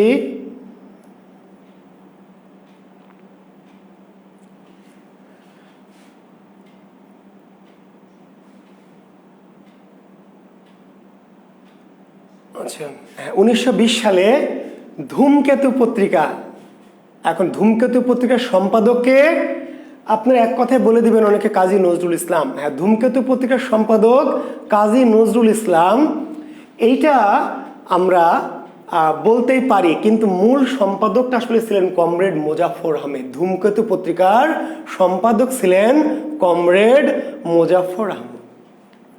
জি, কিন্তু এটি 1922 সালে এসে এই দায়িত্ব নেন কে? কাজী নজরুল ইসলাম। তাহলে ধূমকেতু এই পত্রিকাটি মূলত কি সম্পাদক আসলে কমরেড মোজাফফর আহমদ। এই পত্রিকার সম্পাদক কমরেড মোজাফফর আহমদ। 1920 সালে ধূমকেতু পত্রিকা প্রকাশিত হয়, কিন্তু এই পত্রিকাটির পরবর্তীতে 1922 সালে এসে সম্পাদনার দায়িত্ব নেন কাজী নজরুল ইসলাম। তো ধূমকেতু পত্রিকার সম্পাদককে আমরা উত্তর দিচ্ছি নজরুল, কারণ মোজাফফর আহমেদকে আমরা একটু গৌণ করে দিচ্ছি আর কি, বুঝতে পারলেন? তো উত্তর নজরুল দিবেন, তবে যদি কমরেড মুজাফফর আহমদ থাকে তাহলে মুজাফফর আহমেদ দেওয়াই ভালো হবে। ধূমকেতু পত্রিকার সম্পাদক, প্রথম যিনি সম্পাদক তিনি সম্পাদক। ধূমকেতু পত্রিকার সম্পাদক কমরেড মুজাফফর আহমদ থাকলে কমরেড মুজাফফর আহমদ। জি জি। আর যদি কমরেড মুজাফফর আহমদ না থাকে তাহলে কাজী নজরুল ইসলাম। আবার নজরুল ইসলাম সম্পাদিত, ঠিক আছে, পত্রিকার নাম কি? ধূমকেতু বলা যাবে। জি আচ্ছা, নজরুল সম্পাদিত আরেকটি পত্রিকা আছে, জি 1925 সালে লাঙ্গল। কি পত্রিকা? লাঙ্গল পত্রিকা। লাঙ্গল 1925 সালে লাঙ্গল পত্রিকা। জি নজরুল সম্পাদিত পত্রিকা কি? লাঙ্গল। আরেকটি পত্রিকা আছে নজরুল সম্পাদিত, নবযুগ। জি 1941 সালে নবযুগ পত্রিকা। তার নজরুল সম্পাদিত পত্রিকার নাম কি? নজরুল সম্পাদিত পত্রিকার নাম হচ্ছে ধূমকেতু। নজরুল সম্পাদিত পত্রিকার নাম কি? লাঙ্গল। নজরুল সম্পাদিত পত্রিকার নাম হচ্ছে নবযুগ। জি। এবং এই ধূমকেতু নজরুলের প্রথম পত্রিকা আর কি, ধূমকেতু। নজরুল সম্পাদিত প্রথম পত্রিকা কি? ধূমকেতু। এবং এই ধূমকেতু পত্রিকার কি একটা স্লোগান আছে, স্লোগানটি মনে রাখবেন। ধূমকেতু পত্রিকার স্লোগান কি? আই চলে আইরে ধূমকেতু, আধারে বাদ অগ্নিসেতু। আই চলে আইরে ধূমকেতু, আধারে বাদ অগ্নিসেতু।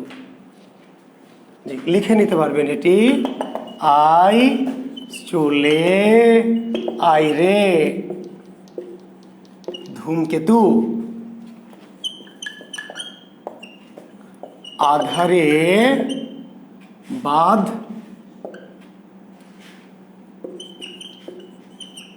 অগ্নি সেতু। আই চলে আয় রে ধূমকেতু, আধারে বাদ অগ্নি সেতু। দুর্দিনের এই দুর্গ শিরে উড়িয়ে দে তোর বিজয় কেতন। জি নজরুলের ধূমকেতু পত্রিকার স্লোগান ছিল কি? আই চলে আয় রে ধূমকেতু, আধারে বাদ অগ্নি সেতু। দুর্দিনের এই দুর্গ শিরে উড়িয়ে দে তোর বিজয় কেতন। তবে এত বড় তো লেখা হয় না, সাধারণত প্রথম দুটো লাইন স্লোগান। আর এই স্লোগানটি লিখে দিয়েছিলেন কে? রবীন্দ্রনাথ ঠাকুর।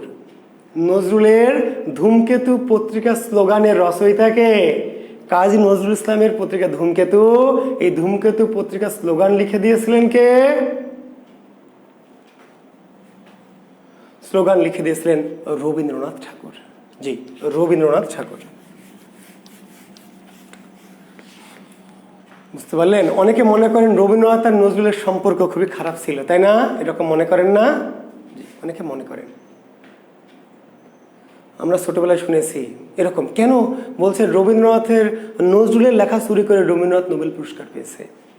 শুনেছেন আপনারা শুনেছেন কিনা আমি জানি না, আমি শুনেছি ছোটবেলায়, বিশ্বাসও করেছি যে হ্যাঁ ঠিকই, এই বেটা পাজি রবীন্দ্রনাথ আমাদের নজরুলের লেখা চুরি করে বেটা নোবেল পুরস্কার পেয়েছে।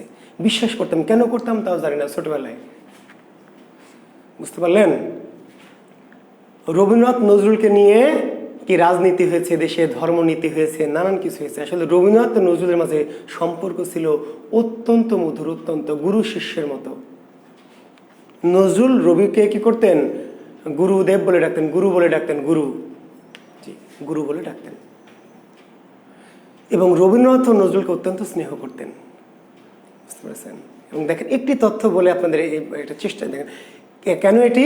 ওই যে আমাদের যখন দেশ স্বাধীন হলো, পরবর্তীতে এটা যখন আমাদের এটির রাষ্ট্র হয়ে গেল ইসলামী স্টেট, ইসলামী রাষ্ট্র। আমাদের বাংলাদেশটি ইসলামী স্টেট আবার হলো 1975 পরবর্তীতে এই রাষ্ট্রটার নাম কি হয়ে গেল আবার ইসলামী রাষ্ট্র। তখন একটা বিভ্রান্তি ছড়ানো হলো যে বেটা রবীন্দ্রনাথ হলো হিন্দু, ওই বেটা হিন্দুদের, আর আমাদের কবিকে নজরুল, কাজে নজরুলকে বড় করতে গিয়ে রবীন্দ্রনাথকে আমরা ছোট করলাম। আসলে নজরুলকে আপনি ভালোবাসেন তাতে তো সমস্যা নেই ভাই, ভালোবাসেন, নজরুলের জন্য জীবন দিয়ে দেন, তাতে তো আপনি, কিন্তু একজনকে ছোট করে আরেকজনের নামে দুর্নাম রটিয়ে এটি একটা অপরাধ। আপনি নজরুলকে বেশি ভালোবাসেন, আপনাকে কে নিষেধ করেছে, তাতে তো সমস্যা নেই, কিন্তু রবীন্দ্রনাথকে ছোট করে তো এটি একজন অপরাজনীতি সৃষ্টি করা হলো। মানে ইসলামত্ব বা মুসলমানত্ব, বেটা জীবনে নামাজ পড়ে না, কিচ্ছু পড়ে না, ধর্ম পালন করে না, বলছে রবীন্দ্রনাথ বেটা হিন্দু, আমাদের কবি না, নজরুল মুসলমান, মানে সাহিত্য এখানে এসে মুসলমানিত্ব নিয়ে এসছে আর কি।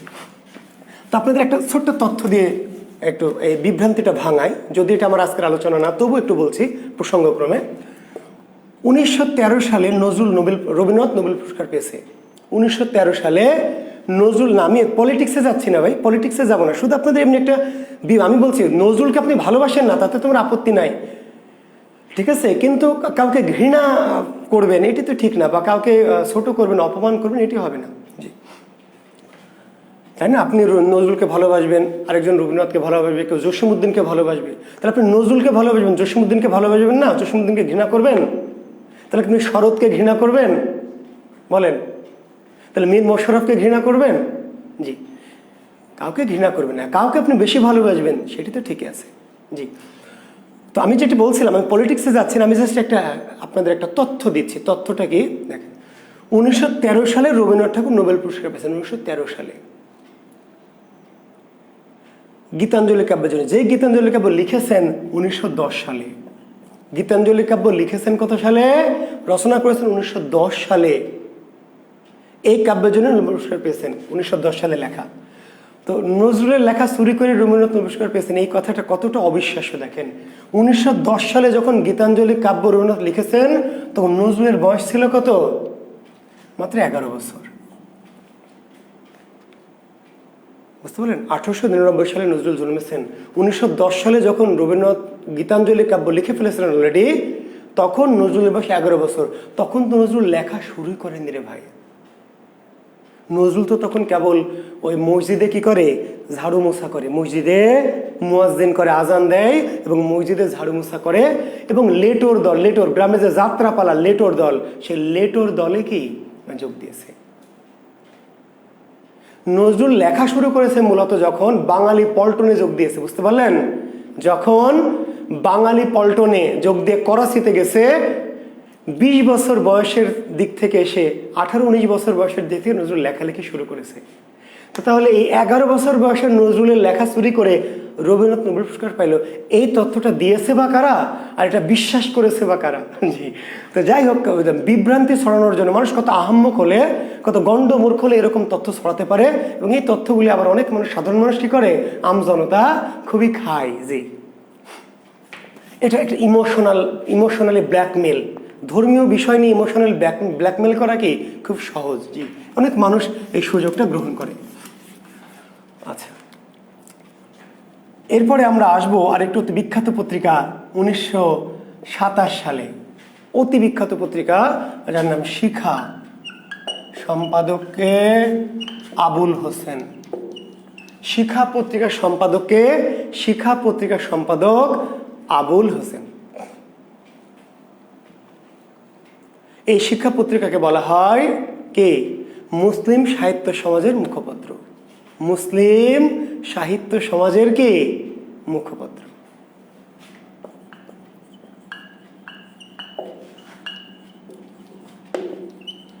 মুসলিম সাহিত্য সমাজ কত সালে? 1926 সালে মুসলমান সাহিত্যিকরা একটা সংগঠন তৈরি করলো, ঠিক আছে, নিজেদেরকে একটু আপডেট করার জন্য বা সাহিত্য অবদান রাখার জন্য। তো মুসলিম সাহিত্যিকদের যে সংগঠন ছিল, সেই সংগঠনটির নাম কি? মুসলিম সাহিত্য সমাজ। মুসলিম সাহিত্য সমাজ। সেই মুসলিম সাহিত্য সমাজ কত সালে প্রতিষ্ঠিত হয়েছে? 1926 সালে। আর এই মুসলিম সাহিত্য সমাজের মুখপত্র পত্রিকা কোনটি? শিখা। তাহলে মুখপত্র মানে কি, এর আগে ব্যাখ্যা দিয়েছি যে মুসলিম সাহিত্য সমাজের উদ্দেশ্য কি, আদর্শ কি, নীতি নৈতিকতা কি, তাই না? তারা কি করতে চায়, কি বলতে চায়, এই যে মুসলিম সাহিত্য সমাজের ইথিক্স, মোরালিটি, নীতিনৈতিকতা, এইগুলো তুলে ধরার জন্যই তারা একটা পত্রিকা বের করলো, শিক্ষা পত্রিকা। তো শিক্ষা পত্রিকাটিকে বলা হয় মুসলিম সাহিত্য সমাজের মুখপত্র, মুসলিম সাহিত্য সমাজের মুখপত্র।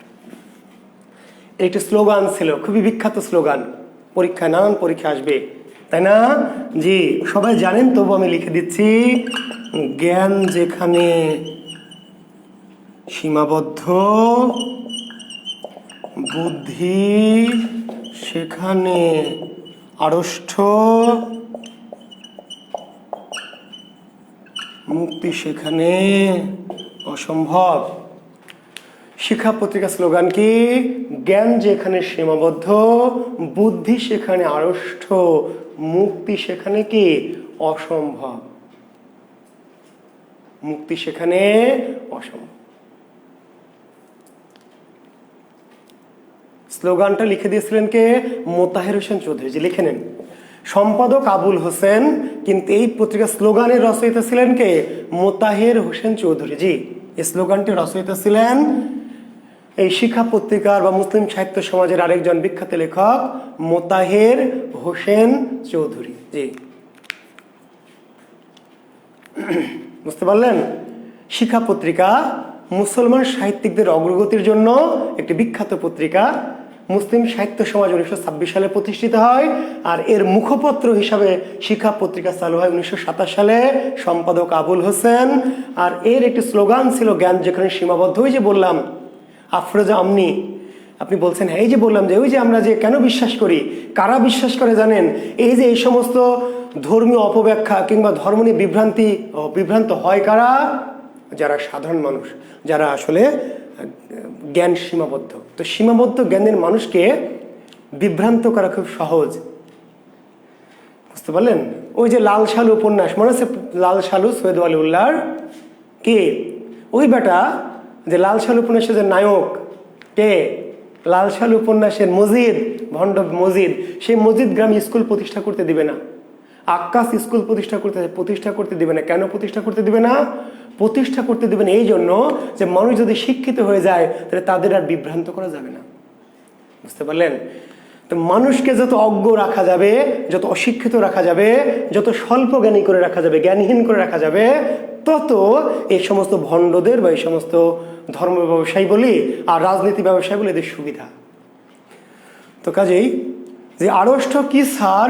আড়ষ্ট স্যার যে নড়াচড়া করে না স্যার।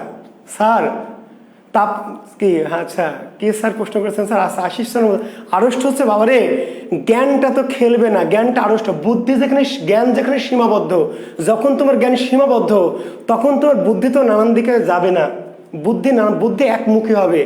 ওই যে একজন বলল যে রবীন্দ্রনাথ বেটা বদ, নজরুল ভালো, তুমি বললা যে হ্যাঁ আপনি ঠিকই বলেছেন, কারণ তোমার জ্ঞান যেহেতু সীমাবদ্ধ, কাজে তোমার অনেক কিছু যাচাই বাছাই করে গ্রহণ করার সুযোগ নাই, বুঝতে পেরেছো? আড়ষ্ট মানে হচ্ছে, ধরে নাও আমি যদি কম জানি, আমার জ্ঞান যদি কম থাকে, তাহলে আমি এইভাবে ক্লাস নিতে পারবো? মাঝে মাঝে দেখবেন কিছু ক্লাস দেয়, নির্দিষ্ট একটা ফরম্যাট করে রাখে, লিখে রাখে আগেই, ওর বাইরে আর যাবে না। মাঝে মাঝে দেখবেন কিছু ভাইয়া টাইপের কিছু ক্লাস দেয়, বাংলা হোক ইংরেজি হোক, কিছু ভাইয়া কিছু আপুদের বিখ্যাত ক্লাস দেখবেন, ওরা বোর্ডে আগে লিখে রাখে, বোর্ডে লিখে রেখে প্র্যাকটিস করে এসে কি অভিনয় করে এসে ওইটা ওই বোর্ডের মধ্যে যা আছে ওর বাইরে আর যাবে না, টানলেও যাবে না, ওর মধ্যেই থাকবে। একটু এদিক ওদিক টানবেন, যাবে না। কেন? ওই বেটা বাংলা জীবনে পড়েও নি, বাংলার টিচারও না, পড়েছে ইসলামের ইতিহাস, পড়েছে রাষ্ট্রবিজ্ঞান, পড়েছে অ্যাকাউন্টিং, ইংরেজি, বাংলা কিছু মুখস্থ করে এসে বোর্ডে লিখে নিয়ে এবার মুখস্থ করাচ্ছে, কিংবা নোট শিট ধরে ধরে আপনাকে পড়াচ্ছে। তো সীমাবদ্ধ যখন জ্ঞান হবে তখন তার আড়ষ্ট হয়ে যায়। আমার ক্লাস আড়ষ্ট নয়। কেন আড়ষ্ট নয়? জ্ঞান যখন একটু বেশি থাকবে তখন আড়ষ্টতা আসবে না, বুঝতে পারেন? আড়ষ্ট মানে আপনার জ্ঞান যেহেতু অল্প, কাজে আপনি জ্ঞানকে অনেক দিকে সঞ্চালন করার সুযোগ পাবেন না, ফলে যে যা বললো সেটা বিশ্বাস করে নিয়ে থেকে গেলেন। আর মুক্তি সেখানে অসম্ভব, তাহলে সেখানে মুক্তি হবে না। যে তো আমার অনেক সময় পেরিয়ে যাচ্ছে, আমরা আর বেশি কথা বাড়াতে চাই না।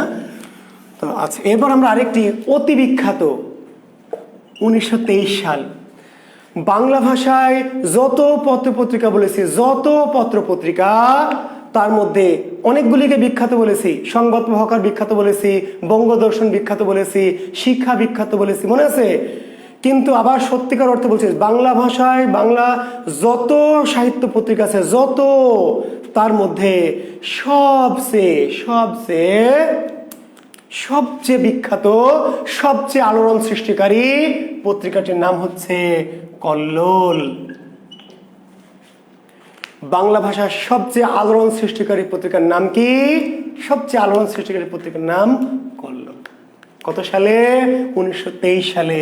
সম্পাদকের নাম কি? সম্পাদকের নাম হলো দীনেশ রঞ্জন দাস।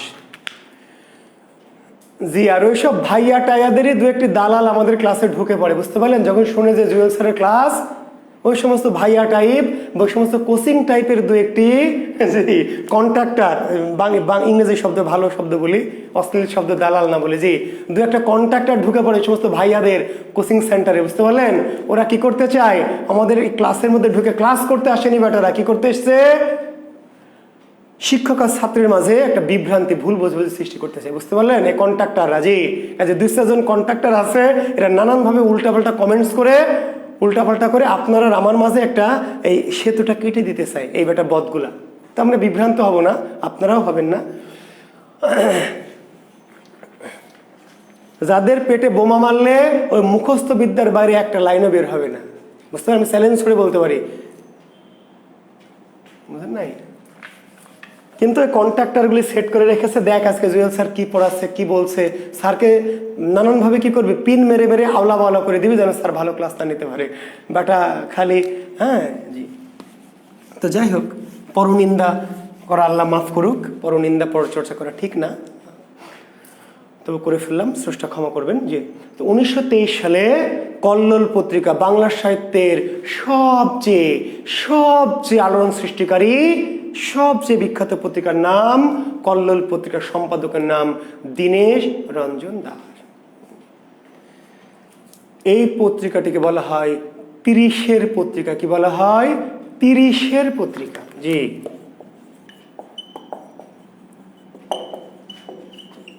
এখন প্রিলিমিনারিতে প্রশ্ন হবে 30-এর পত্রিকা কোনটি? 30-এর পত্রিকা কোনটি?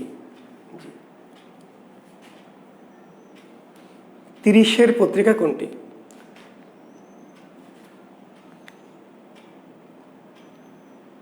কেন আলোড়ন? আসবো অনিরুদ্ধ অরণ্য ভাই, আসবো, প্রশ্ন করে দেখ, আমি আসছি। কেন আলোড়ন ভাই? এই উত্তর তো দিব। আলোড়ন যেহেতু বলেছি, এত আয়োজন করে এতবার করে আলোড়ন যেহেতু বলছি, যে আলোড়ন কেন, সেই কথাই তো আসবোই ভাই। একটু ধৈর্য ধরেন, একটু ওয়েট করেন। জি, আগে 30টা শেষ করি ভাই। তো এই পত্রিকাটির নাম 30-এর পত্রিকা। কেন 30-এর পত্রিকা? এটি 1330 বঙ্গাব্দে, 1330 কি বঙ্গাব্দে, জি, বুঝতে পারলেন? এই পত্রিকাটির নাম 30-এর পত্রিকা। কেন?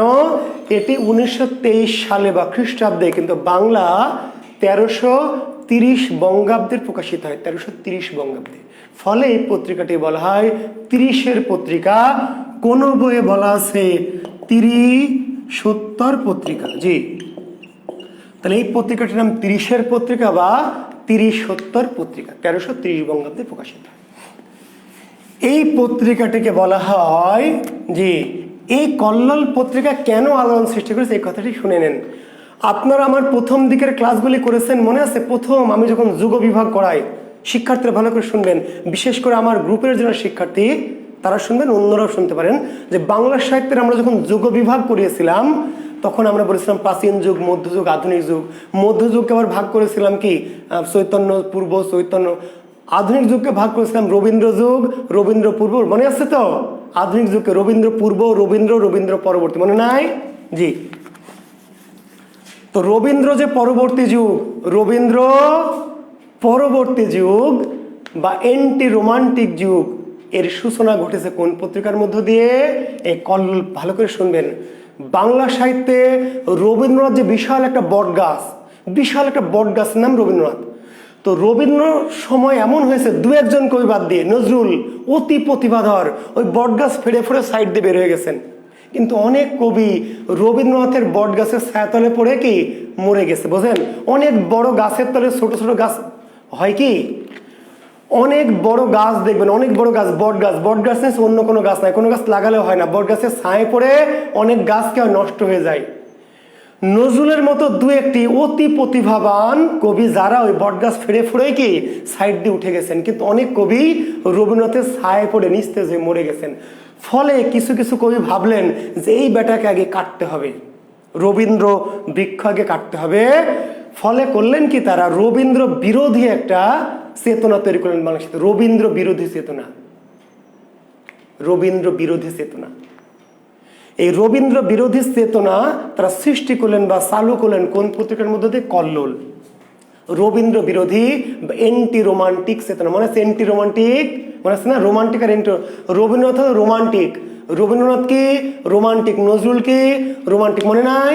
যদি আরো কারো ভালোবাসো, যদি আরো ফিরে নাহি আসো, তবে তুমি যাহা চাও তাই যেন পাও, আমি যত দুঃখ পাইল আমারও পরানো যাচ্ছে, মনে আছে? তুমি কাউকে ভালোবাসো, তার সাথে যাও থাকো, যা খুশি তাই করো, আমার তাতে কিছু যায় আসে না, আমি তোমাকে ভালোবাসি, দ্যাটস অল। এটা হচ্ছে রোমান্টিক চেতনা, মনে নাই ভাইয়ের আমার? হ্যাঁ, রোমান্টিক চেতনা। তো এই রোমান্টিক চেতনার বিরোধিতা করলেন কিছু কবি, পঞ্চপাণ্ডব, মনে আছে? পঞ্চপাণ্ডব, জীবনানন্দ দাশ, বিষ্ণু দে, সুধীন্দ্রনাথ দত্ত, অমিয় চক্রবর্তী, জি, বুদ্ধদেব বসু। এরা বললেন যে না, হবে না, যদি আরো কারো ভালোবাসো, তুমি ভালোবাসবে অন্যজনকে, ঘুরবে আরেকজনের সাথে, আমি বলবো যে তুমি সেটাই আমার সুখ, ওটা হবে না। তো এই যে এন্টি রোমান্টিক যুগের সূচনা ঘটলো বাংলা সাহিত্যে, এন্টি রোমান্টিক যুগ, এই সূচনা ঘটানো হলো কোন পত্রিকার মধ্য দিয়ে? কল্লোল পত্রিকার মধ্য দিয়ে। কল্লোল, জি। স্যাক্রিফাইস, প্রেমকে উৎসর্গ করতে হবে, প্রেমিকাকে অন্যের হাতে তুলে দিতে হবে, প্রেমিকাকে স্পর্শ করা যাবে না, স্পর্শাতীত প্রেম, রোমান্টিক প্রেম। আর এন্টি রোমান্টিক প্রেম, প্রেমিকাকে ভোগ করতে হবে, আগে ভোগ করো, পরে যা খুশি তাই হোক। বুঝতে পারলেন? এখন আপনাদের যে প্রেম, প্রেম করে আগে কি করতে হবে? প্রেমকে ভোগ করতে হবে। এই যে ভোগবাদী প্রেম, রাবীন্দ্রিক প্রেম হচ্ছে রোমান্টিক প্রেম। তো এই যে আমাদের সাহিত্যে দেখবেন, আধুনিক সাহিত্য মূলত কি এন্টি রোমান্টিক, ভোগবাদী, জি, ভোগবাদী।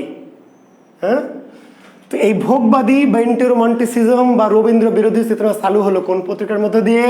কল্লোল পত্রিকার মধ্যে দিয়ে। এই জন্য কল্লোল পত্রিকাকে বলে এন্টি রোমান্টিক পত্রিকা, রবীন্দ্র বিরোধী পত্রিকা, রবীন্দ্র বিরোধী যুগের পত্রিকা, নানান কিছু। এবং এই যে কল্লোল পত্রিকার মধ্য দিয়ে এই রবীন্দ্র বিরোধী কবিরা যে রবীন্দ্রনাথের চেতনার বিরুদ্ধে লিখলেন, সবাই কি মেনে নিল? অনেকেদের গালিগালাজ করলো, জি। শনিবারের চিঠি বা আরো কিছু সে সময় পত্রিকা ছিল, সময়পত্র। কল্লোল পত্রিকায় রবীন্দ্রনাথের বিরুদ্ধে লেখা হলো, রবীন্দ্র ভাবধারার, রবীন্দ্র চেতনার, রবীন্দ্রনাথকে বকাঝকা করে, যে বেটা বুড়া কি সব বলে, প্রেমিকাকে স্পর্শ করা যাবে না, অন্যের হাতে তুলে দিতে হবে, স্যাক্রিফাইস করতে হবে, প্রেম করব আমি আর তুলে দিব আক্কাসের হাতে, আক্কাস খাবে আর আমি তাকায় দেখবো যে আচ্ছা তুমি খাও, তোমার সুখে আমার সুখ, এটি হবে না, বেটা বুড়া কোথাকার, হবে না। আমি তারে ভালোবাসি অস্থি মাংস সহ, এরা বললেন যে আমি তারে ভালোবাসি অস্থি মাংস সহ, তোমার বক্ষের যুগল স্বর্গে ক্ষণতরে দিল অধিকার, আমি আর ফিরিব না শাশ্বত নিষ্ফল সংসার। রবীন্দ্রনাথ বললেন যে প্রেম করে স্পর্শ করা যাবে না, প্রেমিকাকে স্পর্শ করা যাবে না, প্রেম হচ্ছে পবিত্র, প্রেম স্বর্গীয়, যে স্পর্শ করলে প্রেম কি নষ্ট হয়ে যাবে। প্রেমিকাকে প্রেম করা যাবে কিন্তু স্পর্শ করা যাবে না, বিয়ে করা যাবে না, প্রেমিকাকে অন্যের হাতে তুলে দিতে হবে, কারণ প্রেমিকাকে ভোগ করা যাবে না। এরা বললেন যে না, এটা হবে না, এবার একটা বুড়িয়ার কথা আমরা মানে না, প্রেমিকাকে আগে ভোগ করব তারপর অন্য কিছু। বললেন যে তোমার বক্ষের যুগল স্বর্গে, এন্টি রোমান্টিক চেতনা, তোমার বক্ষের যুগল স্বর্গে ক্ষণতরে দিল অধিকার, আমি আর ফিরিব না শাশ্বত নিষ্ফল সংসার। তোমার বক্ষের যুগল স্বর্গে তুমি 2 মিনিট আমাকে জায়গা দাও তোমার বুকের স্বর্গে, তারপর তোমার প্রেম নেম তুমি যেখানে খুশি সেখানে যাও। প্রেমকে বাঁচিয়ে রাখার মতো দরকার নেই, 1000 বছর ধরে প্রেম করার কোনো দরকার নাই, শাশ্বত চিরন্তন প্রেমের আমার কোনো কাম নাই, 2 মিনিটের কাম, শুধু 2 মিনিট তোমার বুকে স্বর্গে স্থান দাও, তাহলে আমি খুশি। এখন এই কবিতা যখন লিখলো কল্লোল পত্রিকায়, তখন আগের যারা মানুষজন, সাহিত্য যারা পড়ুয়া, তারা কি মেনে নিল? গালি গালাজ করে ভূত ছোট হলো, বেটা বেয়াদ্দব হারামজাদা পাঁজি নস্তার, অন্যান্য পত্রিকা কল্লোল পত্রিকাকে নিয়ে কি গালি গালাজ করালো, তুচ্ছতাচ্ছিল্য করালো। তাহলে কল্লোল পত্রিকায় এন্টি রোমান্টিক কবিরা তাদের চিন্তাধারা রবীন্দ্রনাথের বিরোধী চিন্তা কি তৈরি করলো। আর ওই সময়ের অন্যান্য পত্রপত্রিকায় এই কল্লোল পত্রিকাকে নিয়ে গালিগালাজ করা হলো। ফলে কল্লোল পত্রিকা সমসাময়িক যুগে ব্যাপক কি আলোচনা সমালোচনার শিকার হলো। তরুণ আপনাদের মতো যারা ইয়ং, তারা বলল ঠিকই আছে, বেশ হয়েছে। আর যারা একটু প্রাচীনপন্থী, যারা একটু প্রবীণপন্থী, তারা বললো তবে রে বেটা বেয়াদ্দব কোথাকার, রবীন্দ্রনাথের বিপক্ষে বলিস তোরা প্রেমকে এইভাবে অপবিত্র করবি। তার মানে প্রাচীনপন্থী মানুষরা রবীন্দ্রনাথের পক্ষে এবং কল্লোলের বিপক্ষে লেখা শুরু করলেন। আর আধুনিক যারা ইয়ং সোসাইটি, তারা কল্লোল পত্রিকার পক্ষে নিয়ে বললেন যে ঠিকই আছে, কতকাল আর বুড়ার পেছাল আমরা শুনবো। ফলে এই পত্রিকাটি সমসাময়িক যুগে ব্যাপকভাবে কি আলোচিত, আলোড়িত, সমালোচিত হলো। জি স্যার, কাদের সমর্থন করেন আপনি? ভাই আমি কোন যুগের বলেন? ইমতিয়াজ আহমেদ ইব্রাহিম, আমি কি রবীন্দ্র যুগের না রবীন্দ্র পরবর্তী যুগের? কি মনে হয় আপনার? আমি কি 1930 সালের আগের না 1930 সালের পরের? বলেন ইমতিয়াজ, আমাকে দেখে কি মনে হয় যে আমি 1930 সালের আগের? যদি তা না হই, আচ্ছা আপনি কোনটায় বিশ্বাস করেন? আপনি প্রেম করবেন আর বন্ধু সোহেলকে প্রেমিকাকে ভোগ করতে দেবেন, এমন কি করবেন, না নিজেই ভোগ করতে চাইবেন? আমরা সবাই এন্টি রোমান্টিক। জি, আমি তো ভাই আপনাদের বাইরে না, আমাকে যতই বুড়া মনে করেন, আমি তো অত বুড়া 1930 সালের আগে তো না। কাজে 1930 সালের পরে কিংবা বলছে 1941 সালের পরবর্তীতে, অর্থাৎ দ্বিতীয় বিশ্বযুদ্ধ পরবর্তী আধুনিক পৃথিবীতে কোনো মানুষই রোমান্টিক না। ভাই আমি কেন, পৃথিবীতে কোনো মানুষই রোমান্টিক না, আর সব এন্টি রোমান্টিক। আপনি নিজেও এন্টি রোমান্টিক। আপনি যতই ভাব নেন যে স্যার আমি খুবই রোমান্টিক, আপনার প্রেমিকা যদি খালাতো ভাইয়ের সাথে রিক্সায় হুট তুলে, তাই না, কোমরে হাত দিয়ে জড়িয়ে ঘুরে বেড়ায়, আপনি দেখে কি বলবেন বাহ তোমাকে তো সুন্দর লাগছে, যান তুমি আরেকটু ঘোরো? বলবেন কি না গালি দিবেন যে হারামজাদি শয়তান বেয়াদ্দব কোথাকার? আপনি যদি রোমান্টিক হন তাহলে বলতে হবে যান, তুমি যদি ওই সোহেলের সাথে গিয়ে খুশি হও তাহলে তোমার সুখে আমার সুখ, তুমি আরো ঘোরো, টাকা যত লাগে আমি দিব, তুমি সোহেলের সাথে কি করো, রিক্সা আরো ঘোরো। আপনি বলবেন না এটা, জি, কারণ আপনি অ্যান্টি রোমান্টিক। কারণ আপনি অন্য কেউ খাক, আপনার মুরগি অন্য কেউ, আপনার মুরগির ডিম অন্য কেউ খাবে, আপনি কি চান সেটা? আপনার প্রেমিকা তো আপনার মুরগি, জি, ঘরে পোষা মুরগি, এর ডিম মাংস সব আপনি খাবেন, প্রতিবেশী খাক, এটা আপনি চান না। জি জি ভাই। আবার আপনার যে গার্লফ্রেন্ড, সে যখন দেখবে আপনি আপনার খালাতো বোনের সাথে রিক্সা চড়ে ঘুরতেছেন হুট তুলে, তাই না, কোমরে হাত দিয়ে, খুশি হবে না? খুশি হবে না কেন? সেও ভাবে যে আপনি তার পোষা মুরগি, আপনার ডিম মাংস সব তার, অন্য কেউ এটা ভোগ করতে পারবেন। এই চেতনার নাম ভোগবাদী চেতনা, এন্টি রোমান্টিক চেতনা। আমার প্রেমিকা আমি ভোগ করব, এটি এন্টি রোমান্টিক চেতনা। জি। আর যদি আপনি এই চেতনার হন, মনে করেন যে না স্যার আমি তো এরকম না, আমি অন্য কেউ ভোগ করুক আমি তাতেই খুশি, তাহলে আপনি রোমান্টিক। এখন আপনি কি সেটা আপনি চিন্তা করেন। জি। আচ্ছা, তো যাই হোক, এই কল্লোল, আর এই কল্লোল পত্রিকায় যারা লেখালেখি করতেন, কল্লোল পত্রিকায় যারা লেখালেখি করতেন, এদেরকে বলা হয় কল্লোল গোষ্ঠীর লেখক। কারা কারা লিখতেন? ওই যে পঞ্চপাণ্ডব, জীবনানন্দ দাশ, বিষ্ণু দে, সুধীন্দ্রনাথ দত্ত, অমিয় চক্রবর্তী, বুদ্ধদেব বসু, তার সাথে শক্তি চট্টোপাধ্যায়, তার সাথে অচিন্ত কুমার সেনগুপ্ত, জি, এরা। এই কল্লোল পত্রিকায় যারা লেখালেখি করতেন, এদেরকে কি বলা হয়? কল্লোল গোষ্ঠীর লেখক। কল্লোল গোষ্ঠীর লেখক।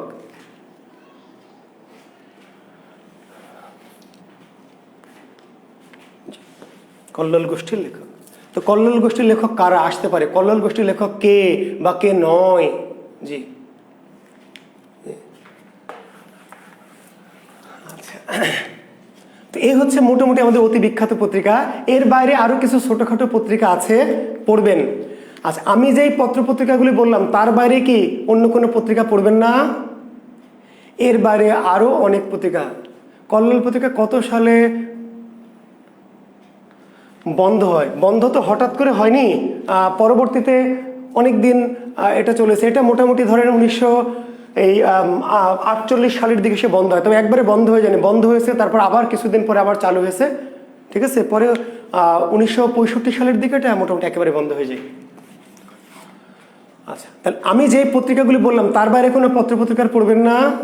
জি ভাই, এর বাইরে আরো বেশ কিছু পত্রপত্রিকা আপনাকে পড়তে হবে, তবে এত কিছু পড়া লাগবে না। আমি যেই পত্রিকাগুলো আলোচনা করলাম সেগুলো কি শানি নজরুল সহ, ব্যাখ্যা সহ, নানান কিছু সম্পাদককে হ্যান ত্যান স্লোগান কি অনেক অতি বিখ্যাত পত্রিকা নানান কিছু জানিয়েছি। এর বাইরে আরও কিছু পত্রপত্রিকা আছে যেগুলো আপনাদের শুধু কি সম্পাদক এবং পত্রিকা সেগুলি জানতে হবে। জি, আর বুঝতে পারলেন? জি, তো এর পাশাপাশি আমি আরও একটু কথা বলে শেষ করব। আঞ্চলিক পত্রিকা কয়েকটি একটু লিখে নেন দ্রুত, আমি অনেকক্ষণ ক্লাস নিচ্ছি, আরও বেশিক্ষণ করানো যাবে না। কয়েকটি আঞ্চলিক পত্রিকা বাংলাদেশের বা বাংলা ভাষার প্রথম আঞ্চলিক পত্রিকার নাম হচ্ছে রংপুর বার্তা। বাংলাদেশের প্রথম আঞ্চলিক পত্রিকা, বাংলাদেশের প্রথম আঞ্চলিক পত্রিকার নাম হচ্ছে রংপুর বার্তা। কত সালে প্রকাশিত হয়েছে?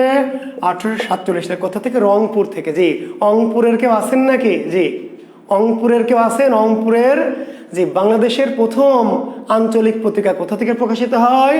রংপুর থেকে। কত সালে? 1847 সালে। সম্পাদকের নাম কি?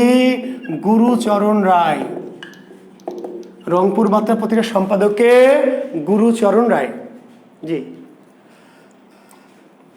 বাংলাদেশের প্রথম যে প্রেস ছাপাখানা তার নাম ছিল বার্তাবহ যন্ত্র, জানেন তো, তাই না? বাংলাদেশের প্রথম ছাপাখানা কত সালে? 1847 সালে। কোথায়? রংপুরে। বাংলাদেশের প্রথম ছাপাখানা কোথায়? রংপুরে। জি, রংপুরে, ঢাকায় না কিন্তু। বাংলাদেশের বা বাংলা অঞ্চলের প্রথম ছাপাখানা রংপুরে। কত সালে? 1847 সালে। সেই ছাপাখানাটার নাম ছিল বার্তাবহ যন্ত্র। ছাপাখানাটার নাম কি ছিল? বার্তাবহ যন্ত্র। আর সেখান থেকে প্রকাশিত ছিল পত্রিকা কি নাম? রংপুর বার্তা। ঠিক আছে? জি, এরপরে 1861 সালে ঢাকা প্রকাশ। 1861 সালে পত্রিকার নাম কি? ঢাকা প্রকাশ। আমরা প্রথমে বলেছি পত্রিকার কথা, কৃষ্ণচন্দ্র মজুমদার। আমরা প্রথমে সালের কোশ্চেন আলোচনা করতে গিয়ে আপনাদের বলেছিলাম, মনে আছে? ঢাকা থেকে প্রকাশিত প্রথম পত্রিকার নাম কি? ঢাকা প্রকাশ। কত সালে? 1861 সালে। সম্পাদক কৃষ্ণচন্দ্র মজুমদার। ঢাকা প্রকাশ। এরপরে 1864 সালে অলরেডি এটি আলোচনা আমরা করেছি, গ্রাম বার্তা প্রকাশিকা কাঙাল হরিনাথ। এটা নিয়ে আর কথা বাড়াচ্ছি না। জি, এটিও আঞ্চলিক পত্রিকা। বুঝতে পারলেন? কোথা থেকে? কুষ্টিয়া অঞ্চল থেকে। কুষ্টিয়ার কেউ নিশ্চয় আছেন তো, কুষ্টিয়ার কুমারখালী থেকে প্রকাশিত হতো কি? এই গ্রাম বার্তা আঞ্চলিক পত্রিকা, একটা বিখ্যাত। আঞ্চলিক আরো অনেক পত্রিকা আছে, কিন্তু যেগুলো বিখ্যাত, যেগুলো একটু, তাই না, নানানভাবে আলোড়িত হয়েছে। তাহলে 1847 সালে রংপুর বার্তা, 1861 সালে ঢাকা প্রকাশ, 1864 সালে কি? 1864 সালে গ্রাম বার্তা। আচ্ছা, 1912 সালে খুব বিখ্যাত একটু সৌরভ। কোথা থেকে? ময়মনসিংহ থেকে। আছেন নাকি ময়মনসিংহের কেউ? যে নিশ্চয় কেউ আছেন। যে 1912 সালে ময়মনসিংহ অঞ্চল থেকে একটা আঞ্চলিক পত্রিকা সৌরভ পত্রিকা, যেই পত্রিকায় প্রথম ময়মনসিংহ গীতিকা প্রকাশিত হয়েছিল, মনে আছে? 1912 সালে এই পত্রিকাটি প্রথম প্রকাশিত হয়। অবশ্য ময়মনসিংহ গীতিকা প্রকাশিত হয়েছিল কত সালে? 1923 সালে। জি, ময়মনসিংহ গীতিকায় 1912 সালে না, ময়মনসিংহ গীতিকা প্রকাশিত হয়েছিল 1923 সালে, কিন্তু এই পত্রিকাটি প্রকাশিত হয়েছিল 1912 সালে। সৌরভ পত্রিকার সম্পাদকের নাম কি? সম্পাদকের নাম কেদারনাথ বন্দ্যোপাধ্যায়। কেদারনাথ কেদারনাথ। তাহলে 1912 সালে আরেকটা আঞ্চলিক পত্রিকা ময়মনসিংহ থেকে, সৌরভ পত্রিকা, সম্পাদকের নাম কি? কেদারনাথ বন্দ্যোপাধ্যায়। আর 1947 সালে আরেকটি পত্রিকা কি? চাটগাঁয়ের কেউ আছেন নাকি? চাটগাঁর কারা কারা আছে? হাত তোলেন। সীমান্ত পত্রিকা। কি নাম? সীমান্ত। জি, 1947 সালে, জি 1947 সালে চট্টগ্রাম থেকে প্রকাশিত হয় পত্রিকা সীমান্ত। সম্পাদকের নাম মাহবুবুল হক চৌধুরী। মাহবুবুল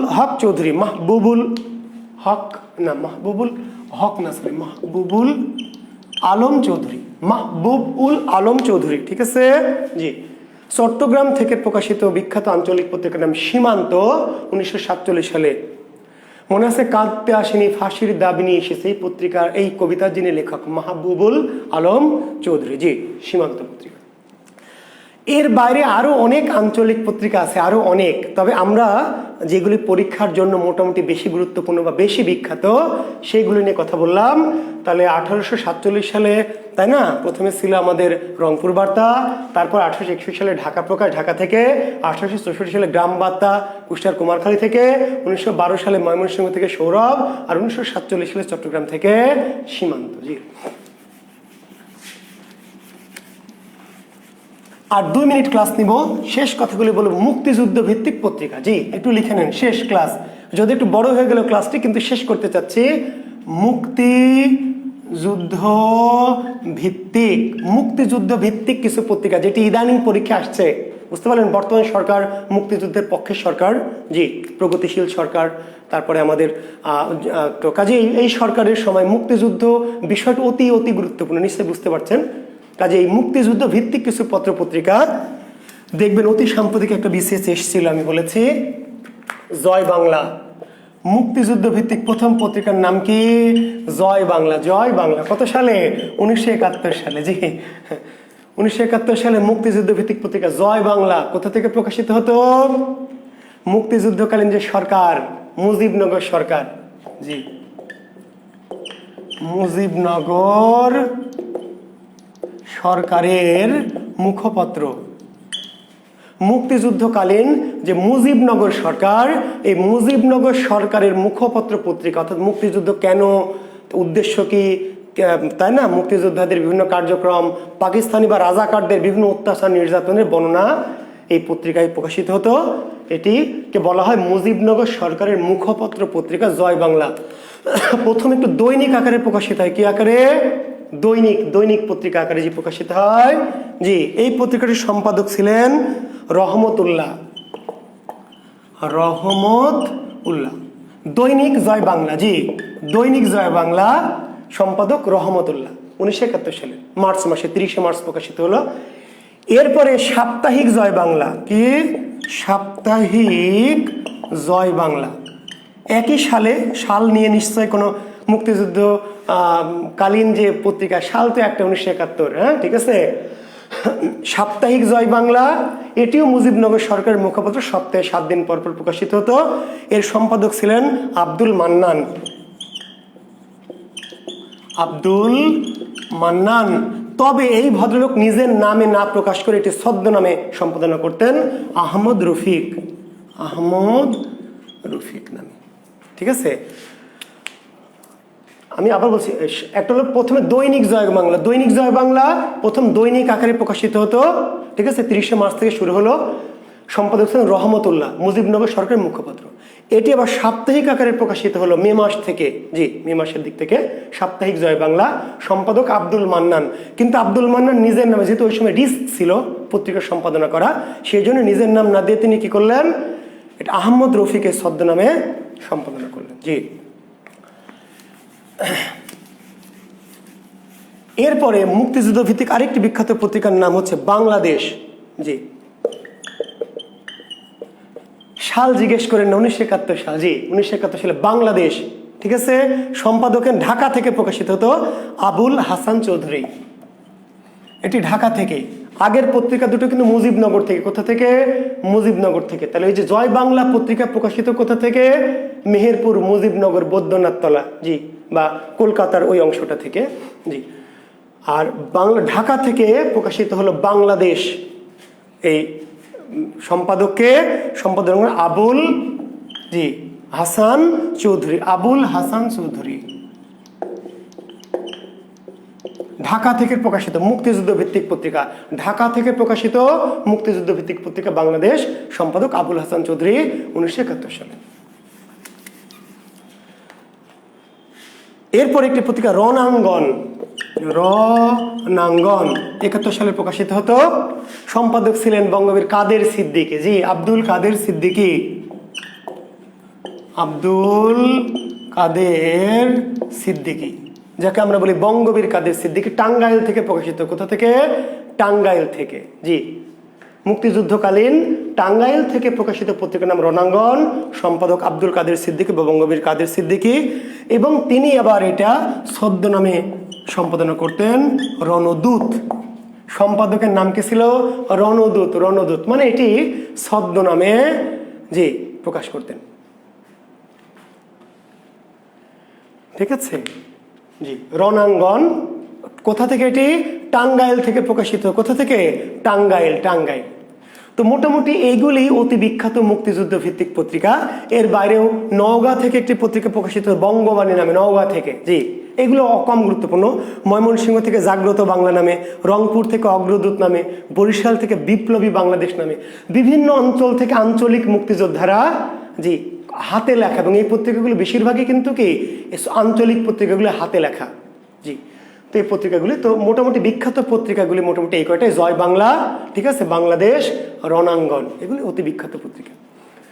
তো শিক্ষার্থী বন্ধুরা, আমি পত্রপত্রিকা নিয়ে কথা বলেছি, বিখ্যাত পত্রপত্রিকাগুলো নিয়ে। তবে এর বাইরেও জয় বাংলা দৈনিক প্রকাশিত হয় 30 মার্চ থেকে, 30 মার্চ থেকে প্রকাশিত হয় জি, মুজিবনগর থেকে প্রকাশিত হতো জয় বাংলা দৈনিক আকারে 30 মার্চ থেকে। আচ্ছা, আবার বলছি, এর বাইরেও বাংলাদেশের প্রত্যেকটি এলাকা থেকে মুক্তিযোদ্ধারা কি আঞ্চলিক পত্রিকাগুলি বের করত তাদের বিভিন্ন তথ্য উপাত্ত দিয়ে জি। জয় বাংলা, সাপ্তাহিক জয় বাংলা 30 মার্চ, সরি দৈনিক জয় বাংলা 30 মার্চ, দৈনিক জয় বাংলা প্রকাশিত হয় 30 মার্চ জি। আর সাপ্তাহিক জয় বাংলা প্রকাশিত হয় 11 মে জি। প্রথম 30 মার্চ দৈনিক জয় বাংলা প্রকাশিত হয়, দৈনিক জয় বাংলা, আর সাপ্তাহিক আকারে এটি প্রকাশিত হয় 11 মে থেকে জি। যে আরো বরিশাল থেকে শুধু না, বরিশাল, নওগাঁ, রংপুর, দিনাজপুর, সিলেট, কুড়িগ্রাম, বাংলাদেশের সকল অঞ্চল থেকে কি মুক্তিযোদ্ধারা কি তাদের আঞ্চলিক ভাষায় আঞ্চলিক মুক্তিযুদ্ধের সময় পত্রিকা বের করেছিল। এগুলো ছিল তাদের বিভিন্ন কি ওই সময়ের আক্রমণের কথা, তাদের সাফল্যের কথা, কোথায় কতজনকে মারলো, কোথায় তারা হামলা চালিয়ে বিভিন্ন জায়গায় দখল করলো, রাজাকাররা কীভাবে অত্যাচার নির্যাতন করছে, এগুলি তারা হাতে লিখে প্রকাশ করতো জি। তো অনেক কথা বলা যায় পত্রিকা নিয়ে, আরও অনেক 2-4 দিন ক্লাস নেওয়া যায়, তো এত ক্লাস আমরা নিব না। তো আশা করছি আমি যে কথাগুলো বলেছি ইনশাল্লাহ আপনারা মনে রাখবেন। আরেকটু কথা বলে শেষ করি। কিছু কিছু আছেন, যেমন রাজা রামমোহন রায় 3-4টা পত্রিকা বের করেছেন, সালের দরকার নাই, শুধু মনে রাখবেন রাজা রামমোহন রায় সম্পাদিত পত্রিকা কি? সংবাদ কৌমুদী, ব্রাহ্মণ সেবধি, মিরাতুল আকবর। রামমোহন রায় সম্পাদিত পত্রিকার নামগুলো মনে রাখবেন। বিহারীলাল চক্রবর্তী সম্পাদিত পত্রিকা 2-3 আছে। সাল না, আমি যেগুলি বলেছি সেগুলি সাল সহ, সম্পাদক সহ, শিরোনাম সহ, প্রেক্ষাপট, সাইনদল সহ সব। আর যেগুলি এর বাইরে কিছু পত্রপত্রিকা আছে সালটাল দরকার নেই, শুধু সম্পাদকের নাম, পত্রিকার নাম, সম্পাদকের নাম জি মনে রাখবেন। একটু দেখবেন যে আমার বাংলা কোষ বইটি, আপনারা আমার লেখা বাংলা কোষ এই বইটি আপনারা পারলে সংগ্রহ করে পড়বেন। আমি নতুন এডিশনের কাজটি শেষ করেছি, প্রেসে চলে গেছে, হয়তো 15-20 দিনের মধ্যে বের হবে। সেখানে আমি ডিটেলস এই আলোচনাগুলি দিয়েছি, সেখানে দেওয়া আছে। পাশাপাশি আমার একটি ফেসবুক গ্রুপ আছে, জুয়েল কিবরিয়া বিসিএস প্রস্তুতি, বাংলায় জুয়েল কিবরিয়া বিসিএস প্রস্তুতি ফেসবুক গ্রুপ। যদি আপনাদের অতি কৌতূহল থাকে, অতি প্রশ্ন থাকে, বা কোনো কনফিউশন জিজ্ঞাসা থাকে, তাহলে আমার জুয়েল কিবরিয়া বিসিএস প্রস্তুতি এই গ্রুপে যুক্ত হয়ে আমাকে প্রশ্ন করতে পারবেন জি। জুয়েল কিবরিয়া বিসিএস প্রস্তুতি জি, এটি আমার ওপেন গ্রুপ, অর্থাৎ যে কোনো শিক্ষার্থী আমার এই গ্রুপে জয়েন করতে পারবে কোনো টার্ম অ্যান্ড কন্ডিশন ছাড়াই জি। যুক্ত হয়ে যদি আপনাদের কোনো কোশ্চেন থাকে, কোনো কৌতূহল থাকে, কোনো জিজ্ঞাসা থাকে, কোনো বিষয় নিয়ে কোনো মতামত থাকে, তাহলে দয়া করে আমার জুয়েল কিবরিয়া বিসিএস প্রস্তুতি এই গ্রুপে যুক্ত হয়ে আমার ওখানে নক করে জানাবেন, প্রশ্ন করলে আমি উত্তর দিব, ঠিক আছে। আর আমার বললাম যে যারা এমনি আলোচনা দেখতে চান, কনফিউজিং বিষয়গুলো উত্তর আকারে পেতে চান, তারা আমার ইউটিউব চ্যানেল জুয়েল কিবরিয়া শিক্ষা সাহিত্য সংস্কৃতি জি, আমার ইউটিউব চ্যানেলটির নাম হচ্ছে জুয়েল কিবরিয়া শিক্ষা সাহিত্য সংস্কৃতি জি, শিক্ষা সাহিত্য সংস্কৃতি জি, শিক্ষা সাহিত্য সংস্কৃতি। এই চ্যানেলটিতে আমি শিক্ষা সংক্রান্ত নানান বিষয় নিয়ে কি কথাবার্তা বলে থাকি, আলোচনা করে থাকি। বিশেষ করে কনফিউজিং মতদ্বৈততা আছে বা বিভিন্ন বিষয় নিয়ে যেখানে কন্ট্রাডিক্টর আছে, এই বিষয়গুলি আমি শিক্ষা সাহিত্য সংস্কৃতি ইউটিউব চ্যানেলটিতে ওখানে আলোচনা আকারে উপস্থাপন করি। ব্যাকরণ থাকে, সাহিত্য থাকে, পাশাপাশি আবার গান, সংস্কৃতি, গান আমি একটু একটু গান করি, টুকটাক সেখানে দেই। সাম্প্রতিক দেখবেন একটি গান আমার ভাইরাল হয়েছে, ফিলিস্তিনিদের নিয়ে একটা গান করেছি, ফিলিস্তিনি জনগণকে নিয়ে। আমি গানটা দেওয়ার পরদিন থেকে যুদ্ধবিরতি হয়ে গেছে। দেখছেন আমার গানের কত পাওয়ার, বুঝলেন? আমি যেদিন ফিলিস্তিনিদের নিয়ে ইসরায়েলের বিপক্ষে, জাতিসংঘের বিপক্ষে, ওয়াইসির বিপক্ষে গান যেই দিন দিয়েছি, গানটা দেওয়ার পর দিন দেখবেন, আপনার মিলাই নেবেন, আমি যেই তারিখে গানটা আপলোড দিয়েছি পরের দিন কি করেছে বাট ইসরায়েলরা আমার গানের তোড়ে কি করেছে, যুদ্ধবিরতি ঘোষণা দিয়েছে, তাই না? জি, দেখবেন। হ্যাঁ, আমার একটা গান আমার নিজের লেখা, সুর করা, এই গানটি আমি আমার ইউটিউব চ্যানেলে দিয়েছি। ইতিমধ্যে মানে প্রচুর পরিমাণ ভিউ হয়েছে, এটি প্রচুর পরিমাণ ভিউ হয়েছে, ভাইরাল হওয়ার পথে। আপনারা যারা আমার সম্পর্কে একটু আগ্রহী তারা এই চ্যানেলটি সাবস্ক্রাইব করবেন, পাশাপাশি শিক্ষা সংক্রান্ত বিষয়গুলো নিয়ে থাকবে। তো আজকে আর কথা বাড়াচ্ছি না, অনেকক্ষণ বকবক করলাম, ধৈর্য ধরে আপনারা শুনেছেন, ধৈর্যচ্যুতি ঘটিয়ে অনেকে পালিয়েও গেছেন। তো যারা পালিয়ে গেছে তারা গেছে, আপনারা শেষ পর্যন্ত অনেকেই ছিলেন, আপনাদের প্রতি আমার ভালোবাসা, আমার কৃতজ্ঞতা সবার প্রতি থাকলো। আর আমাদের গ্রুপের যারা স্পেশালি, ঠিক আছে, আফরোজ, অমনি, মণিশঙ্কর, সবাই আমাকে বারবার, সাব্বির, তুষার, সাদিয়া তালুকদার সবাই নক করছে, ভালোবাসা দিচ্ছে, সবার ভালোবাসা পেলাম আমি। আমরা আগামী সোমবার আমাদের আবার ক্লাস, গ্রুপের ক্লাস, মনে আছে তো? সোমবার গ্রুপের ক্লাস, পরীক্ষা হবে একটা, লিখে নাও, পরীক্ষার টপিকগুলি লিখে নাও। যারা জুয়েল কিবরিয়া, এই বিশেষ করে আমাদের সাহিত্য গ্রুপ, সাহিত্য টিউটোরিয়াল গ্রুপে যারা আছে তারা লিখে নাও, আগামী দিন পরীক্ষা হবে, আগামী সোমবার। পরীক্ষার টপিক কি? আধুনিক যুগ। আধুনিক যুগের পরীক্ষা কি হয়েছে এর আগে? একটাও হয়নি। তাহলে আধুনিক যুগ, জি, ফোর্ট উইলিয়াম কলেজ, টপিকগুলো লিখে নেন। আগামী সোমবার কোন কোন টপিকের উপর পরীক্ষা হবে? ফোর্ট উইলিয়াম কলেজ, ঠিক আছে, ফোর্ট উইলিয়াম কলেজ। তারপরে উপন্যাসের সূচনা বা উপন্যাসের ইতিহাস, উপন্যাসের ইতিহাস, তারপর নাটকের ইতিহাস, মহাকাব্যের ইতিহাস। ফোর্ট উইলিয়াম কলেজ, উপন্যাসের ইতিহাস, নাটকের ইতিহাস, মহাকাব্যের ইতিহাস। আর কি? আর কিছু দিব? আরেকটা কি? আচ্ছা, প্রহসনটা নিয়ে নেন, প্রহসন। জি, প্রহসন। এই কয়টি টপিক না, পত্র পত্রিকাটা আগামী দিন দিব না, কারণ আপনাদের চাপ পড়ে যাবে, ঠিক আছে? আমি চাপ দিতে চাই না।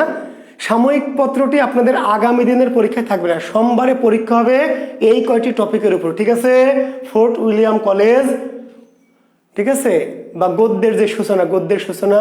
আজকে পরীক্ষা হবে না ইব্রাহিম, আজকে পরীক্ষা হবে না বাবারা, পরীক্ষাটা হবে আগামী সোমবার 11টায়। আগামী সোমবার কি 11টায়, 9:30টায় ক্লাস হবে, এবং ওপেন ক্লাস না, আমাদের গ্রুপ, আমাদের যে সাহিত্য টিউটোরিয়াল, সেই গ্রুপে আগামী সোমবার 9:30টায় ক্লাস হবে, আর 11টায় পরীক্ষা হবে। জি, পরীক্ষার টপিক কি?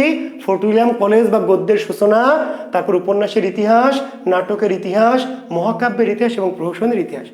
আর সাময়িক পত্রটা আমরা পরের ক্লাস পরীক্ষার সাথে যুক্ত করে নেব। জি, ক্লাস 9:30টায় যখন হয় ক্লাসের শিডিউল অনুযায়ী।